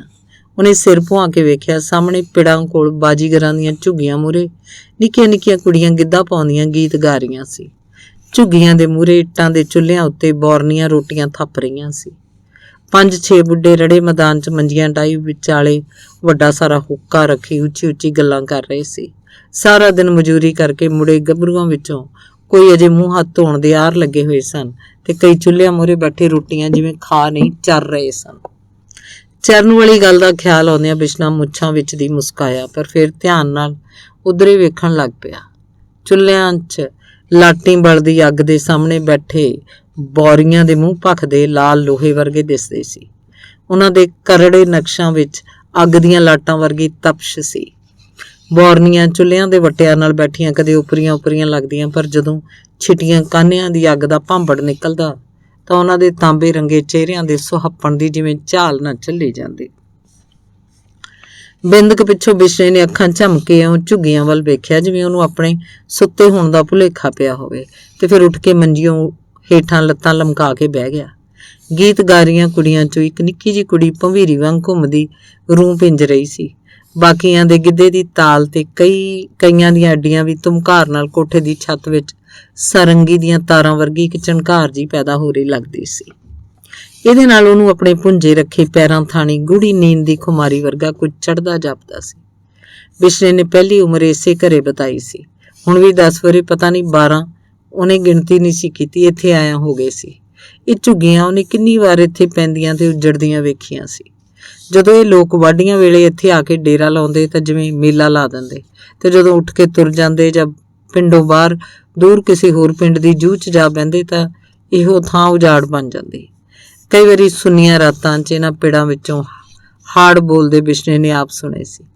ਬੰਦਿਆਂ ਦੀਆਂ ਬਰਕਤਾਂ ਐ, ਹੌਲੀ ਦੇਲੇ ਬਿਸ਼ਨੇ ਨੇ ਆਖਿਆ ਤੇ ਉਵੇਂ ਬੈਠਾ ਕਿੰਨਾ ਚਿਰ ਝੁੱਗੀਆਂ ਵੱਲ ਝਾਕਦਾ ਰਿਹਾ। ਹੌਲੀ ਹੌਲੀ ਉਹਨੂੰ ਜਿਵੇਂ ਕਈ ਡੂੰਘੀਆਂ ਗੱਲਾਂ ਫੁਰਨ ਲੱਗ ਪਈਆਂ। ਇੱਕ ਗੱਲ ਮੁੜ ਮੁੜ ਉਹਦੇ ਚਿੱਤ 'ਚ ਟੁੱਟੀ ਟੰਗ ਵਾਲੇ ਕੀੜੇ ਵਾਂਗ ਜਿਵੇਂ ਗੇੜੇ ਖਾਈ ਜਾਂਦੇ ਸੀ। ਮਨੁੱਖ ਕਾਹਦੇ ਲਈ ਇੰਨਾ ਅਡੰਬਰ ਰਚਾਉਂਦਾ? ਪਰ ਜਿਉਂ ਜਿਉਂ ਇਹ ਗੱਲ ਭੌਂ ਕੇ ਉਹਦੇ ਚਿੱਤ ਵਿੱਚ ਆਉਂਦੀ ਸੀ ਤਿਉਂ-ਤਿਉਂ ਉਹਦਾ ਮੁਹਾਂਦਰਾ ਵਧੇਰੇ ਬੇਸਿਆਣ ਹੁੰਦਾ ਜਾਂਦਾ ਸੀ। ਜੇ ਕਿਸੇ ਗੱਲ ਦੀ ਪਛਾਣ ਆਉਂਦੀ ਵੀ ਸੀ ਤਾਂ ਉਹ ਇਹੋ ਸੀ ਕਿ ਉਹਨੂੰ ਮਨੁੱਖ ਦੀ ਸਮੁੱਚੀ ਜੂਨ ਇਹਨਾਂ ਬੋਰੀਆਂ ਵਰਗੀ ਦਿਸਣ ਲੱਗ ਪੈਂਦੀ।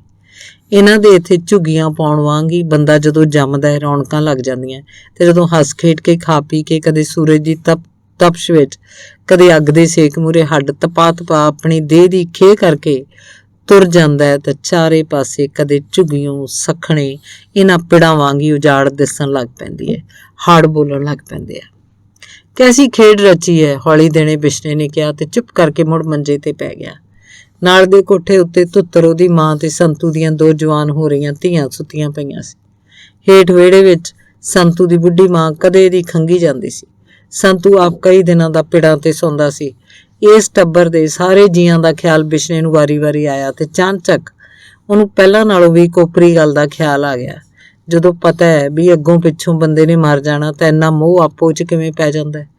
ਪਰ ਇਹਦਾ ਮੁਹਾਂਦਰਾ ਪਹਿਲੀ ਗੱਲ ਨਾਲੋਂ ਵੀ ਵਧੇਰੇ ਬੇਸਿਆਣ ਦਿਸਿਆ। ਸੰਤੂ ਬਿਸ਼ਨੇ ਦਾ ਪਿਓਾਂ ਵਾਂਗ ਆਦਰ ਕਰਦਾ ਸੀ। ਘਰ ਦੇ ਹਰੇਕ ਗੰਭੀਰ ਮਾਮਲੇ 'ਚ ਉਹਦੀ ਸਲਾਹ ਲੈਂਦਾ। ਜਦੋਂ ਤੋਂ ਦਿਆਕੁਰ ਨੂੰ ਦਿਸਣੋਂ ਰਹਿ ਗਿਆ ਸੀ, ਸੰਤੂ ਦੀ ਵਹੁਟੀ ਦੋਏ ਵੇਲੇ ਮੱਲੋ ਜੋਰੀ ਉਹਨਾਂ ਦੀਆਂ ਰੋਟੀਆਂ ਪਕਾ ਕੇ ਦੇਣ ਲੱਗ ਪਈ ਸੀ। ਵਾਹ ਲੱਗਦੀ ਚਾਹ ਪਾਣੀ ਦੀ ਖੇਚਲ ਵੀ ਉਹਨੂੰ ਨਹੀਂ ਸੀ ਕਰਨ ਦਿੰਦੀ। ਬਿਸ਼ਨਾ ਇਸ ਗੱਲ ਪਿੱਛੇ ਕਈ ਵਾਰ ਨਾਰਾਜ਼ ਵੀ ਹੋਇਆ ਸੀ, ਪਰ ਉਹ ਨਹੀਂ ਸੀ ਗੌਲਦੀ। ਉਹਨਾਂ ਦੀਆਂ ਦੋਏ ਕੁੜੀਆਂ ਆਥਣ ਔਗਣ ਦਿਆਕੁਰ ਨੂੰ ਬਾਹਰ ਲਿਜਾਂਦੀਆਂ। ਦਿਨ ਚੜ੍ਹਦੇ ਨਾਲ ਵਿਹੜਾ ਸੰਭਰ ਜਾਂਦੀਆਂ, ਪਾਣੀ ਭਰ ਜਾਂਦੀਆਂ। ਬਿਸ਼ਨੇ ਤੇ ਦਿਆਕੁਰ ਨੇ ਭਾਵੇਂ ਹੋਛਾਪਣ ਸਮਝ ਕੇ ਕਦੇ ਉਹਨਾਂ ਦੇ ਕੀਤੇ ਦੀ ਸੁੱਕੀ ਸ਼ਾਬਾਸ਼ੀ ਵੀ ਨਹੀਂ ਸੀ ਦਿੱਤੀ, ਪਰ ਤਾਂ ਵੀ ਉਹ ਸਾਰਾ ਟੱਬਰ ਦਿਨ ਰਾਤ ਉਹਨਾਂ ਦੇ ਹੇਠ ਉੱਤੇ ਤੁਰੇ ਫਿਰਦੇ। ਉਹਨਾਂ ਨੇ ਇੰਨਾ ਮੋਹ ਪਾ ਲਿਆ ਸੀ ਵੀ ਦਿਆਕੁਰ ਤੇ ਬਿਸ਼ਨੇ ਦੋਹਾਂ ਨੂੰ ਹੀ ਕਦੇ-ਕਦੇ ਸੱਚੀ ਵਿਸਰ ਜਾਂਦਾ ਵੀ ਉਹਨਾਂ ਦੇ ਆਪਣੇ ਕੋਈ ਪੁੱਤ ਧੀ ਨਹੀਂ ਸੀ। ਬਿਸ਼ਨੇ ਦੀ ਪਿੰਡ 'ਚ ਕਿਸੇ ਨਾਲ ਇੰਜ ਨਹੀਂ ਸੀ ਬਣੀ ਹੋਈ। ਉਹਦੇ ਕੋਲ ਕੁੱਲ 5 ਘਰਾਂ ਦੀ ਸੇਪੀ ਸੀ ਤੇ ਉਹਦੇ ਨਾਲ ਇਹ ਗੱਲ ਪਹਿਲਾਂ ਖੋਲ ਲਈ ਸੀ ਕਿ ਦਾਣੇ ਹਾੜੀ ਸੌਣੀ ਉਹ ਆਪੇ ਉਹਦੇ ਘਰ ਸੁੱਟ ਕੇ ਜਾਇਆ ਕਰਨਗੇ। ਭਾਵੇਂ ਹੁਣ ਤਾਈਂ ਉਹਨਾਂ ਨਾਲ ਉਹਦਾ ਰੌਲਾ ਨਹੀਂ ਸੀ ਪਿਆ, ਪਰ ਉਹਨਾਂ 5 'ਚੋਂ 3 ਘਰ ਉਹਦੇ ਨਾਲ ਉਹਦੀ ਅੜਬਾਈ ਕਰਕੇ ਔਖੇ ਰਹਿੰਦੇ ਸੀ। ਬਾਕੀ ਵੀ ਸਾਰੇ ਪਿੰਡ 'ਚੋਂ ਆਪਣੇ ਇਸੇ ਗੱਲ ਕਰਕੇ ਬਦਨਾਮ ਸੀ। ਭਾਵੇਂ ਕਦੇ ਉਹਨੂੰ ਕਿਸੇ ਨੂੰ ਬਿਨਾਂ ਗੱਲਾਂ ਅਲਫੋਂ ਬੇ ਨਹੀਂ ਸੀ ਆਖੀ, ਪਰ ਤਾਂ ਵੀ ਲੋਕ ਉਸ ਕੋਲੋਂ ਤਰਹਿੰਦੇ ਸੀ। ਮੂੰਹ ਤੇ ਕੋਈ ਗੱਲ ਨਹੀਂ ਸੀ ਕਰਦਾ, ਪਿੱਠ ਪਿੱਛੇ ਬਥੇਰਾ ਮੰਦਾ ਬੋਲ ਲੈਂਦੇ ਸੀ। ਧਿਆਨ ਨਾਲ ਬਿਸ਼ਨੇ ਨੇ ਫਿਰ ਸੰਤੂ ਦੇ ਕੋਠੇ ਵੱਲ ਵੇਖਿਆ ਤੇ ਸਰਸਰੀ ਨਿਗਾਹ ਸਾਰੇ ਮੰਜਿਆਂ ਵੱਲ ਮਾਰ ਕੇ ਧੁੱਤਰ ਵੱਲ ਝਾਕਣ ਲੱਗ ਪਿਆ। ਆਪਣੀ ਨਿੱਕੀ ਮੰਜੀ ਉੱਤੇ ਲੱਤਾਂ ਬਾਹਾਂ ਖਿਲਾਰੀ ਛੱਪੜ ਕਿਨਾਰੇ ਪਸਰੇ ਡੱਡੂ ਵਾਂਗ ਪਿਆ ਸੀ। ਉਹਦਾ ਮੂੰਹ ਖੁੱਲਾ ਤੇ ਰਤਾ ਤਾਂ ਨੂੰ ਚੁੱਕਿਆ ਹੋਇਆ ਸੀ। ਗੋਲ-ਗੋਲ ਗਦਰੇ ਅੰਗ, ਖਿੱਦੋ ਵਰਗਾ ਮੂੰਹ, ਬਾਹਰ ਨੂੰ ਨਿਕਲਿਆ ਢਿੱਡ, ਗੋਰਾ ਰੰਗ। ਬਿਸ਼ਨਾ ਬਿਨਾਂ ਕੁਝ ਸੋਚਿਆ ਕਿੰਨਾ ਚਿਰ ਉਹਦੇ ਹਰ ਅੰਗ ਨੂੰ ਨਿਰਖਦਾ ਰਿਹਾ। ਫਿਰ ਆਪਣੀਆਂ ਅੱਖਾਂ ਉਹਨੂੰ ਠਰੀਆਂ ਲੱਗੀਆਂ, ਜਿਵੇਂ ਉਹਨਾਂ ਵਿੱਚ ਦਿਆਕੁਰ ਦੇ ਬੂਟੀਆਂ ਪਾ ਕੇ ਬਣਾਏ ਠੰਡੇ ਸੁਰਮੇ ਦੀਆਂ ਸਲਾਈਆਂ ਪਾ ਲਈਆਂ ਹੋਣ। ਸਤਿਗੁਰੂ ਸਤਿਗੁਰੂ ਖੋਦੀ ਹੋ ਚੱਲੀ ਬੱਗੀ ਦਾੜੀ ਉੱਤੇ ਬਿਸ਼ਨੇ ਨੇ ਹੱਥ ਫੇਰਦਿਆਂ ਡੂੰਘਾ ਸਾਹ ਖਿੱਚ ਕੇ ਛੱਡਦਿਆਂ ਕਿਹਾ, ਤੇ ਫਿਰ ਉਹਨੂੰ ਇਉਂ ਲੱਗਿਆ ਜਿਵੇਂ ਅੱਖਾਂ ਦੇ ਨਾਲ-ਨਾਲ ਉਹਦੀ ਹਿੱਕ ਵੀ ਠਰ ਗਈ ਹੋਵੇ। ਬਿੰਦਕ ਪਿੱਛੋਂ ਮੁੜ ਸੋਚੀ ਪਿਆ, ਤਾਰਿਆਂ ਵੱਲ ਝਾਕਣ ਲੱਗ ਪਿਆ ਤੇ ਝਾਕੀ ਗਿਆ। ਨੀਂਦ ਜਿਵੇਂ ਉੱਕਾ ਉੱਡ ਗਈ ਹੋਵੇ। ਅੱਖਾਂ ਯਤਨ ਕੀਤਿਆਂ ਵੀ ਨਹੀਂ ਸੀ ਮਿਚਦੀਆਂ।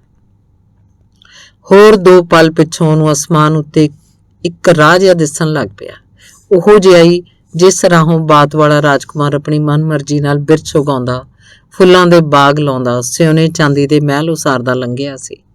ਦੂਰੋਂ ਉਹੋ ਜਿਹੀ ਪਹਾੜੀ ਦੀ ਟੀਸੀ ਸੀ, ਜਿੱਥੇ ਜਾ ਕੇ ਉਹਨੇ ਆਪਣਾ ਘੋੜਾ ਰੋਕਣ ਪਿੱਛੋਂ ਪਹਿਲਾਂ ਪਰੀਆਂ ਦੇ ਦੇਸ ਵੱਲ ਵੇਖਿਆ, ਫਿਰ ਅੱਖਾਂ ਮੀਟ ਕੇ ਪਿਛਾਂ ਪਾਉਂਦਿਆਂ ਆਪਣੀ ਵਸਾਈ ਦੁਨੀਆ ਨੂੰ ਦੇਖੇ ਬਿਨਾਂ ਪਰੀਆਂ ਦੇ ਦੇਸ ਨਹੀਂ ਸੀ ਜਾ ਸਕਿਆ। ਇਸ ਦੇਸ ਦਾ ਰਾਜ ਵੀ ਉਹ ਆਪਣੀ ਵਸਾਈ ਦੁਨੀਆ ਦੀ ਇੱਕੋ ਝਾਤ ਪਿੱਛੇ ਕੁਰਬਾਨ ਕਰ ਬੈਠਾ ਸੀ। ਵਾਹ ਵੇ ਸ਼ੇਰਾ, ਬਿਸ਼ਨੇ ਦੇ ਮੂੰਹ ਆਪ ਮੁਹਾਰੇ ਨਿਕਲ ਗਿਆ। ਰਾਜਕੁਮਾਰ ਟੀਸੀ ਉੱਤੇ ਜਿਵੇਂ ਪ੍ਰਤੱਖ ਖੜੋਤਾ ਦਿਸ ਰਿਹਾ ਸੀ ਤੇ ਉਹਨੂੰ ਥਾਪੀ ਦੇ ਰਿਹਾ ਸੀ। ਅਸ਼ਕੇ ਤੇਰੀ ਮਾਤਾ ਦੇ ਜਿਹਨੇ ਐਸਾ ਲਾਲ ਜੰਮਿਆ। ਪਹਿਲਾਂ ਨਾਲੋਂ ਵੀ ਕੁਝ ਉੱਚੀ ਆਵਾਜ਼ 'ਚ ਉਹਨੇ ਸੁੱਤੇ ਸੁਭਾਅ ਦਾੜੀ ਤੇ ਹੱਥ ਫੇਰਦਿਆਂ ਕੁਝ ਚਿਰ ਰੁਕ ਕੇ ਫੇਰ ਆਖਿਆ ਤੇ ਇਸ ਦੇ ਨਾਲ ਹੀ ਉਹਦੀਆਂ ਅੱਖਾਂ ਮਿਚ ਗਈਆਂ। ਪਰ ਪਲਕੂ ਪਿੱਛੋਂ ਬਿਸ਼ਨੇ ਦੀਆਂ ਅੱਖਾਂ ਮੁੜ ਆਪੇ ਇਉਂ ਖੁੱਲ ਗਈਆਂ ਜਿਵੇਂ ਕਦੇ ਦਾ ਜਾਗਦਾ ਪਿਆ ਹੋਵੇ। ਜੁਆਰ ਦੇ ਦਾਣਿਆਂ ਵਰਗੇ ਸੰਘਣੇ ਤਾਰਿਆਂ ਦੀ ਇੱਕ ਡੰਡੀ ਜੀ ਦਿਸੀ, ਜਿਹੜੀ ਦੂਰ ਅਸਮਾਨ ਦੇ ਥੱਲੇ ਪਿੜਾਂ ਦੇ ਪਿਛਲੇ ਪਾਸੇ ਤਾਈਂ ਖਿਲਰੀ ਦਿਸਦੀ ਸੀ। ਇਹਦੇ ਸਿਖਰਲੇ ਸਿਰੇ ਉੱਤੇ ਚਟਿਆਈ ਬੜੀ ਉਗੜਵੀਂ ਸੀ, ਜਿਵੇਂ ਬਰਫ਼ ਨਾਲ ਢਕੀ ਪਹਾੜੀ ਦੀ ਟੀਸੀ ਚੰਦ ਚਾਨਣੀ 'ਚ ਲਿਸ਼ਕਦੀ ਹੋਵੇ। ਪਿੱਛੇ ਪਸਰੇ ਦੁੱਧ ਦੀ ਧਾਰ ਵਰਗੇ ਰਾਹ ਉੱਤੇ ਅਨੇਕਾਂ ਨਿੱਕੀਆਂ ਨਿੱਕੀਆਂ ਪੈੜਾਂ ਵਰਗੇ ਨਿਸ਼ਾਨ ਸੀ। ਉਹਨਾਂ ਵੱਲੋਂ ਇੰਨੀ ਡੂੰਘੀ ਨਿਗਾਹ ਨਾਲ ਤੱਕ ਰਿਹਾ ਸੀ ਜਿਵੇਂ ਉਹਨਾਂ ਦੀ ਪਛਾਣ ਕੱਢਦਾ ਹੋਵੇ। ਅਜਿਹੇ ਉਪਰੇ ਖਿਆਲ ਬਿਸ਼ਨੇ ਨੂੰ ਅੱਗੇ ਕਦੇ ਨਹੀਂ ਸੀ ਆਏ। ਉਹ ਅੱਜ ਪਹਿਲੀ ਵਾਰ ਉਸ ਚਿੱਟੇ ਰਾਹ ਜਿੰਨੀ ਲੰਮੀ ਆਪਣੀ ਜੂਨ ਬਾਰੇ ਸੋਚਣ ਦਾ ਯਤਨ ਕਰ ਰਿਹਾ ਸੀ। ਧੁਰ ਹੇਠੋਂ ਲੈ ਕੇ ਸਿਖਰਲੀ ਟੀਸੀ ਤਾਈਂ, ਬਚਪਨ, ਜਵਾਨੀ, ਬੁਢਾਪਾ, ਪੂਰੀ 1 ਜੂਨ ਦੀ ਟੀਸੀ ਜਿੱਥੋਂ ਅੱਗੇ ਪਰੀਆਂ ਦਾ ਦੇਸ਼ ਦਿਸਦਾ ਸੀ ਤੇ ਉਸੇ ਰਾਜਕੁਮਾਰ ਵਾਂਗੂ ਪਿਛਾਂਹ ਮੁੜ ਕੇ ਏਡੇ ਲੰਮੇ ਰਾਹ ਉੱਤੇ ਕੀਤੀਆਂ ਆਪਣੀਆਂ ਪੈੜਾਂ ਦੇ ਨਿਸ਼ਾਨ ਵੇਖਣਾ ਚਾਹੁੰਦਾ ਸੀ। ਚਾਹੇ ਪਰੀਆਂ ਦੇ ਦੇਸ਼ ਦੇ ਰਾਜ ਦੀ ਥਾਂ ਡੂੰਘੇ ਹਨੇਰੇ 'ਚ ਛਾਲ ਮਾਰਨੀ ਪੈ ਜਾਏ, ਪਰ ਫਿਰ ਚਾਣਚੱਕ ਇਉਂ ਜਾਪਿਆ ਜਿਵੇਂ ਟੀਸੀ ਉੱਤੇ ਖੜੋਤਿਆਂ ਉਹਨੂੰ ਬੜਾ ਹੀ ਚਿਰ ਹੋ ਗਿਆ ਹੋਵੇ। 10 ਪਤਾ ਨਹੀਂ 12 ਵਰੇ ਸੁਰਤ ਸੰਭਾਲਣ ਵਾਲੇ ਦਿਨ ਤੋਂ ਲੈ ਕੇ ਮੰਡੀ ਛੱਡਣ ਵੇਲੇ ਤਾਈਂ ਉਹਨੇ ਆਪਣੇ ਰਾਹ ਦੇ ਦੋਹੀਂ ਪਾਸੇ ਜੋ ਜੀ ਕੀਤਾ ਉਸਾਰ ਲਿਆ, ਜੋ ਭੈੜਾ ਲੱਗਿਆ ਉਹਨੂੰ ਭੰਨ ਤੋੜ ਛੱਡਿਆ। ਆਪਣੀਆਂ ਪੈੜਾਂ ਦੇ ਨਿਸ਼ਾਨ ਉਸ ਰੌੜਾਂ 'ਚ ਵੀ ਪਾ ਦਿੱਤੇ ਸੀ, ਪਰ ਹੁਣ 10-12 ਵਰਿਆਂ ਤੋਂ ਜਿਵੇਂ ਉਹ ਪਹਾੜੀ ਦੇ ਸਿਖਰ ਖੜੋਤਾ ਚੁੱਪਚਾਪ ਆਪਣੀ ਵਸਾਈ ਉਜਾੜੀ ਦੁਨੀਆ ਨੂੰ ਬਸ ਵੇਖੀ ਜਾਂਦਾ ਸੀ। ਕਦੇ-ਕਦੇ ਇੰਜ ਖੜੋਤਿਆਂ ਵੀ ਲੱਗਦਾ ਸੀ ਕਿ ਉਹ ਹੁਣ ਉਹਨਾਂ ਚਿਰ ਇੰਜ ਹੀ ਇੱਥੇ ਖੜੋਤਾ ਰਹੇਗਾ ਜਦੋਂ ਤਾਈਂ ਕੋਈ ਧੱਕਾ ਮਾਰ ਕੇ ਪਿਛਾਂ ਡੂੰਘਾ ਹਨੇਰਾ ਬਣ ਗਏ ਪਰੀਆਂ ਦੇ ਦੇਸ਼ ਵਾਲੇ ਪਾਸੇ ਨਹੀਂ ਸੁੱਟ ਦਿੰਦਾ। ਪਰ ਕਦੇ-ਕਦਾਈ ਉਹਦਾ ਜੀ ਕਰਦਾ ਉਹ ਮੁੜ ਆਪਣੀਆਂ ਪੈੜਾਂ ਉੱਤੇ ਪੈਰ ਧਰ ਜਿੱਧਰੋਂ ਆਇਆ ਸੀ ਉਸੇ ਰਾਹ ਮੁੜ ਪਏਗਾ। ਜੇ ਸਭੋ ਕੁਝ ਉਹਦਾ ਬਣਾਇਆ ਢਾਇਆ ਸੁਆਹ ਹੋ ਜਾਏਗਾ ਤਾਂ ਪਿਆ ਹੋਵੇ। ਕੁਝ ਚਿਰ ਪਿੱਛੋਂ ਉਹਨੂੰ ਜਿਵੇਂ ਅੱਚ ਵੀ ਲੱਗ ਗਈ। ਇੱਕ ਵਾਰ ਘੁੱਟ ਕੇ ਅੱਖਾਂ ਮੀਟੀਆਂ, ਪਾਸਾ ਲਿਆ, ਪਰ ਚਿੱਤ ਹੋਰ ਕਾਲਾ ਪੈਣ ਲੱਗ ਪਿਆ। ਫਿਰ ਦੂਜਾ ਪਾਸਾ ਲਿਆ। ਕੁਝ ਚਿਰ ਪਿੱਛੋਂ ਫਿਰ ਉਹੀ ਪਾਸਾ ਬਦਲਿਆ। ਕਈ ਵਾਰ ਅੱਖਾਂ ਖੋਲੀਆਂ, ਕਈ ਵਾਰ ਮੀਟੀਆਂ, ਤੇ ਜਦੋਂ ਮੱਲੋ ਮੱਲੀ ਖੁੱਲ ਜਾਂਦੀਆਂ ਕਹੀ ਦੇ ਪੀਨਾਂ ਵਰਗੀਆਂ ਨਿੱਗਰ ਹੋਈਆਂ ਅੱਖਾਂ ਨਾਲ ਸਾਹਮਣੇ ਪਿੜਾਂ ਵੱਲ ਨਿਗਾਹ ਮਾਰੀ, ਬੌਰੀਆਂ ਦੀਆਂ ਝੁੱਗੀਆਂ ਮੂਹਰੇ ਇੱਕ ਥਾਂ ਬਿੱਲੀ ਦੀ ਅੱਖ ਵਾਂਗ ਦਗਦਾ ਕੁਝ ਦਿਸਿਆ। ਹੋਰ ਸਭ ਕੁਝ ਜਿਵੇਂ ਸਿਲ ਪੱਥਰ ਹੋ ਗਿਆ ਹੋਵੇ। ਸੰਘਣੀ ਚੁੱਪ ਵਿੱਚ ਬੰਦੇ, ਤੀਵੀਆਂ, ਨਿਆਣੇ ਭੁੰਜੇ ਤੇ ਮੰਜਿਆਂ ਉੱਤੇ ਡੂੰਘੀ ਨੀਂਦ ਸੁੱਤੇ ਪਏ ਸੀ। ਕੁਝ ਚਿਰ ਹੋਰ ਉੱਥੇ ਝਾਕਦਾ ਰਿਹਾ, ਪਰ ਫਿਰ ਸਿਰ ਨੂੰ ਘੇਰ ਚੜਨ ਲੱਗ ਪਈ। ਅੰਗ 27ਵਾਂ। ਦਿਆਕੁਰੇ, ਆਪਾਂ ਜੇ ਬਾਹਰਲੇ ਘਰੇ ਕੋਠੜੀ ਵਿੱਚ ਹੀ ਰੋਟੀ ਟੁੱਕ ਦਾ ਪ੍ਰਬੰਧ ਕਰ ਲਈਏ ਤਾਂ ਨਾਲੇ ਸੰਤੂਕਿਆਂ ਨੂੰ ਖੇਚਲ ਨਾ ਕਰਨੀ ਪਏ, ਨਾਲੇ ਆਪਾਂ ਸੌਖੇ ਰਹੀਏ। ਮੈਨੂੰ ਇੱਧਰ ਹੀ ਫੇਰਾ ਤੋਰਾ ਰਹਿੰਦਾ ਸਾਰਾ ਦਿਨ। ਬਿਸ਼ਨੇ ਦੀ ਇਹ ਸਲਾਹ ਦਿਆਕੁਰ ਨੂੰ ਵੀ ਚੰਗੀ ਲੱਗੀ। ਕੁਝ ਦਿਨਾਂ ਪਿੱਛੋਂ ਬਿਸ਼ਨੇ ਨੇ ਬਾਹਰਲੇ ਘਰੇ ਜਿੱਥੇ ਉਹ ਕੰਮ ਕਰਦਾ ਹੁੰਦਾ ਸੀ ਛੱਤ ਉਧੇੜ ਕੇ ਫੇਰ ਪਾ ਲਈ ਤੇ ਚਿਲਮੂ ਮਜਬੀ ਨੂੰ ਨਾਲ ਲਾ ਕੇ ਆਪ ਹੀ ਲਿਪ ਪੋਚ ਵੀ ਦਿੱਤੀ ਤੇ ਕੋਠੜੀ ਦੇ ਮੂਹਰੇ ਕੰਧੋਲੀ ਕੱਢ ਕੇ ਚੌਂਕੇ ਚੁੱਲ੍ਹੇ ਲਈ ਥਾਂ ਬਣਾ ਲਿਆ ਤੇ ਪੁਰਾਣੀ ਸੰਦੂਖੀ ਫੱਟੀਆਂ ਜੋੜ ਕੇ ਇਹਦੇ ਉੱਤੇ ਛਾਂ ਲਈ ਛਤੜਾ ਵੀ ਪਾ ਲਿਆ। ਇੱਕ ਰਾਤ ਜਿਵੇਂ ਸੰਤੂਕਿਆਂ ਤੋਂ ਚੋਰੀ ਉਹਨੇ ਸਾਰਾ ਸਮਾਨ ਬਾਹਰਲੇ ਘਰੇ ਢੋ ਲਿਆ, ਪਰ ਤੜਕੇ ਜਦੋਂ ਉਹ ਤੇ ਦਿਆਕੁਰ ਆਉਣ ਲੱਗੇ ਤਾਂ ਸੰਤੂ ਦੀ ਵਹੁਟੀ ਉਹਨਾਂ ਨਾਲ ਲੜ ਪਈ। ਤੈਨੂੰ ਅੰਮਾ ਜੀ ਇਹ ਗੱਲ ਔੜੀ ਕਿਵੇਂ? ਨਾ ਪੁੱਛਿਆ ਨਾ ਦੱਸਿਆ, ਜਿਵੇਂ ਸਾਡਾ ਕੋਈ ਹੱਕ ਹੀ ਨਹੀਂ ਹੁੰਦਾ। ਕਹਿ ਭਾਵੇਂ ਉਹ ਦਿਆਕੁਰ ਨੂੰ ਰਹੀ ਸੀ, ਪਰ ਬਿਸ਼ਨਾ ਸਮਝਦਾ ਸੀ ਵੀ ਗੱਲ ਅਸਲ 'ਚ ਉਹ ਉਹਦੇ ਵਿੱਚ ਹੀ ਦੀ ਕੱਢ ਰਹੀ ਸੀ। ਜੇ ਐਂ ਹੀ ਚੋਰਾਂ ਨੂੰ ਰਾਤੋਂ ਰਾਤ ਜਾਣਾ ਸੀ ਤਾਂ ਸਾਡੇ ਨਾਲ ਇੰਨਾ ਮੋਹ ਨਹੀਂ ਸੀ ਪਾਉਣਾ। ਅਸੀਂ ਖਬਰੇ ਤੁਹਾਡੇ ਭਾਗੀ ਟੁੱਕ ਖਾਂਦੇ ਆ। ਦੋਹੀਂ ਵੇਲੇ ਜੇ ਪੈਰੀ ਹੱਥ ਨਾ ਲਾ ਕੇ ਜਾਵਾਂ ਤਾਂ ਤੁਹਾਡਾ ਪੁੱਤ ਕਹਿੰਦਾ ਤੂੰ ਰੋਟੀ ਨਹੀਂ ਖਾਂਦੀ, ਸੁਆਹ ਖਾਂਦੀ ਹੈ, ਤੇ ਤੁਸੀਂ ਅੰਮਾ ਜੀ ਤੁਸੀਂ ਤਾਂ ਬਗਾਨਿਆਂ ਵਾਲੀ। ਤੇ ਸੰਤੂ ਦੀ ਘਰ ਵਾਲੀ ਬੋਲਦਿਆਂ ਬੋਲਦਿਆਂ ਅੱਖਾਂ ਪੂੰਝਣ ਲੱਗ ਪਈ ਤੇ ਦਿਆਕੁਰ ਨੂੰ ਕਿੰਨਾ ਚਿਰ ਕੋਈ ਗੱਲ ਨਾ ਔੜੀ। ਪਰ ਫਿਰ ਦਿਆਕੁਰ ਭਾਰੇ ਚਿੱਤ ਨਾਲ ਉਂਝ ਹੀ ਇੱਧਰ ਉੱਧਰ ਦੀਆਂ ਮਾਰ ਕੇ ਜਿਵੇਂ ਨਿਆਣਿਆਂ ਵਾਂਗ ਉਹਨੂੰ ਵਰਚਾਉਣ ਲੱਗ ਪਈ। ਬਿਸ਼ਨੇ ਦਾ ਦਿਲ ਹੋਰੂ ਹੋਣ ਲੱਗ ਪਿਆ ਤੇ ਉਹ ਦਿਆਕੁਰ ਨੂੰ ਉੱਥੇ ਹੀ ਛੱਡ ਕੇ ਬਾਹਰਲੇ ਘਰ ਕੰਮ ਤੇ ਆ ਬੈਠਾ। ਰੋਟੀ ਵੇਲੇ ਰੋਜ਼ ਵਾਂਗ ਹੀ ਸੰਤੂ ਦੀ ਵੱਡੀ ਕੁੜੀ ਰੋਟੀ ਲੈ ਕੇ ਆ ਗਈ ਤੇ ਫੜਾ ਕੇ ਮੁੜਦੀ ਉਹਨੂੰ ਇੰਨਾ ਦੱਸ ਗਈ ਵੀ ਬਾਬਾ ਅੰਬੋ ਨੂੰ ਨਹੀਂ ਅਸੀਂ ਇੱਥੇ ਆਉਣ ਦਿੰਦੇ, ਸਾਡੇ ਘਰੇ ਹੀ ਰੱਖਾਂਗੇ, ਮੇਰੀ ਬੇਬੇ ਨੇ ਆਖਿਆ। ਉਹਦੇ ਜਾਣ ਮਗਰੋਂ ਜਦੋਂ ਬਿਸ਼ਨਾ ਰੋਟੀ ਖਾਣ ਲੱਗਿਆ ਤਾਂ ਬੁਰਕੀ ਉਹਨੂੰ ਗਲ 'ਚ ਫੁੱਲਦੀ ਲੱਗੀ। ਅੱਜ ਤੋਂ ਪਹਿਲਾਂ ਉਹਦਾ ਸਾਰੀ ਉਮਰ ਕਦੇ ਇੰਜ ਚਿੱਤ ਨਹੀਂ ਸੀ ਭਰਿਆ। ਮੁੜ ਜਿਵੇਂ ਸਾਰਾ ਅੰਦਰ ਉਛਲ ਪੈਂਦਾ ਸੀ। ਇੱਕੋ ਰੋਟੀ ਉਹ ਤੋਂ ਮਸਾ ਖਾਧੀ ਗਈ ਤੇ ਬਾਕੀ ਦੀਆਂ ਪੌਣੇ 'ਚ ਵਲੇਟ ਕੇ ਪਾਸੇ ਰੱਖ ਦਿੱਤੀਆਂ। ਆਥਣੇ ਸੰਤੂ ਆਇਆ ਤੇ ਉਹ ਕਿੰਨਾ ਚਿਰ ਬੈਠਾ ਜਿਵੇਂ ਬਿਸ਼ਨੇ ਨੂੰ ਲੰਬੇ ਜੇ ਦਿੰਦਾ ਰਿਹਾ। ਬਿਸ਼ਨਾ ਨੀਵੀਂ ਪਾਈ ਸੁਣਦਾ ਰਿਹਾ। ਸੰਤੂ ਦੀ ਕਿਸੇ ਗੱਲ ਦਾ ਵੀ ਜਵਾਬ ਉਹਨੂੰ ਨਾ ਔੜਿਆ। ਸੰਤੂ ਲੋਹਾ ਲਾਖਾ ਹੋਇਆ ਬੋਲਦਾ ਰਿਹਾ ਤੇ ਬਿਸ਼ਨਾ ਪੋਰ ਦੀ ਠੂਠੀ ਦੇ ਰਿਬਟਾਂ ਦੀ ਮੁੜ ਝੰਡ ਕਰੀ ਗਿਆ। ਪਰ ਜਦੋਂ ਸੰਤੂ ਆਪਣਾ ਆਖਰੀ ਫੈਸਲਾ ਸੁਣਾ ਕੇ ਤੁਰਨ ਲੱਗਿਆ ਕਿ ਉਹਨੇ ਅੱਜ ਆਥਣੇ ਅੰਦਰਲੇ ਘਰੋਂ ਲਿਆਂਦਾ ਉਹਨਾਂ ਦਾ ਸਮਾਨ ਮੁੜ ਚੁੱਕ ਕੇ ਲੈ ਜਾਣਾ ਸੀ ਤੇ ਦਿਆਕੁਰ ਨੂੰ ਆਪਣੇ ਘਰ ਹੀ ਰੱਖਣਾ ਸੀ, ਤਾਂ ਬਿਸ਼ਨਾ ਨਿਗਾਹ ਉੱਚੀ ਕਰਕੇ ਉਹਦੇ ਮੂੰਹ ਵੱਲ ਇਉਂ ਹੈਰਾਨੀ ਨਾਲ ਝਾਕਿਆ ਜਿਵੇਂ ਸੰਤੂ ਦੀ ਪਛਾਣ ਕੱਢਦਾ ਹੋਵੇ। ਝਾਕਦਾ ਕੀ ਆ ਚਾਚਾ? ਮੈਂ ਉਹ ਸੰਤੂ ਆ ਜਿਹਨੂੰ ਸੰਨੀਆਂ ਨਾਲ ਕੁੱਟਦਾ ਹੁੰਦਾ ਸੀ ਨਿੱਕੇ ਹੁੰਦੇ ਨੂੰ। ਤੇਰੇ ਹੱਡ ਗੋਡੇ ਰਹਿ ਖੜੋਤੇ, ਹੁਣ ਵੇਖੀ ਗਿਣ ਗਿਣ ਬਦਲੇ ਲੈਂਦਾ। ਸੰਤੂ ਨੇ ਵਿਅੰਗ ਨਾਲ ਮੁਸਕਰਾਉਂਦੇ ਆਖਿਆ ਤੇ ਤੁਰ ਗਿਆ। ਬਿਸ਼ਨਾ ਬਸ ਮੁਸਕਰਾਇਆ, ਪਰ ਗੱਲ ਅਜੇ ਵੀ ਉਹਨੂੰ ਕੋਈ ਨਾ ਸੁੱਝੀ। ਸੰਤੂ ਦੇ ਜਾਣ ਪਿੱਛੋਂ ਕੰਮ ਛੱਡ ਕੇ ਬਹਿ ਗਿਆ। ਲਿੱਪੀ ਪੋਚੀ ਕੋਠੜੀ ਵੱਲ, ਕਦੇ ਕੰਧੋਲੀ ਵੱਲ, ਕਦੇ ਛੱਤੜੇ ਵੱਲ ਝਾਕੀ ਗਿਆ। ਇਸ ਪਿੱਛੋਂ 3 ਦਿਨ ਇਹ ਰੌਲਾ ਪੈਂਦਾ ਰਿਹਾ। ਤਾਂ ਕਿਤੇ ਜਾ ਕੇ ਬਿਸ਼ਨੇ ਤੇ ਦਿਆਕੁਰ ਦੋਹਾਂ ਨੇ ਸੰਤੂ ਕੇ ਸਾਰੇ ਟੱਬਰ ਨੂੰ ਮਿੰਨਤਾਂ ਕਰ ਕਰ ਮਨਾਇਆ। ਫੇਰ ਵੀ ਉਹਨਾਂ ਨੇ ਦਿਆਕੁਰ ਨੂੰ ਇਹ ਗੱਲ ਕਾਰਮ ਕੇ ਆਉਣ ਦਿੱਤਾ ਕਿ ਦੋਹਾਂ ਜਣਿਆਂ ਦੀ ਰੋਟੀ ਹੱਥ ਨੌਗਣ ਆਪੇ ਦੇ ਕੇ ਜਾਇਆ ਕਰਨਗੇ। ਬਿਸ਼ਨੇ ਨੂੰ ਮੰਨਣਾ ਪਿਆ। ਉਧਰੋਂ ਆਉਣ ਤੋਂ 7-8 ਦਿਨਾਂ ਮਗਰੋਂ ਹੀ ਦਿਆਕੁਰ ਬਿਮਾਰ ਪੈ ਗਈ। ਪਹਿਲਾਂ ਜੋੜਾਂ 'ਚ ਪੀੜਾਂ ਪੈਣ ਲੱਗੀਆਂ, ਫਿਰ ਗਿੱਟੇ ਗੋਡਿਆਂ ਉੱਤੇ ਸੋਜ ਆ ਗਈ, ਤਾਪ ਵੀ ਚੜਨ ਲੱਗ ਪਿਆ। 1-2 ਵਾਰੀ ਫਿਰ ਸੰਤੂ ਕਿਆਂ ਨੇ ਦਿਆਕੁਰ ਨੂੰ ਅੰਦਰਲੇ ਘਰ ਲਿਜਾਣ ਦਾ ਯਤਨ ਕੀਤਾ, ਪਰ ਐਤਕੀ ਬਿਸ਼ਨੇ ਨੇ ਆਪਣੀ ਸੁਭਾਵਕ ਕੜਬਾਈ ਨਾਲ ਉਹਨਾਂ ਨੂੰ ਵਰਜ ਦਿੱਤਾ। ਮੁੜ ਉਹਨਾਂ ਨੇ ਕਦੇ ਗੱਲ ਤਾਂ ਨਾ ਛੇੜੀ, ਪਰ ਹਰ ਵੇਲੇ ਉਹਨਾਂ ਦਾ ਇੱਕ ਅੱਧਾ ਜਣਾ ਦਿਆਕੁਰ ਦੇ ਕੋਲ ਰਹਿਣ ਲੱਗ ਪਿਆ।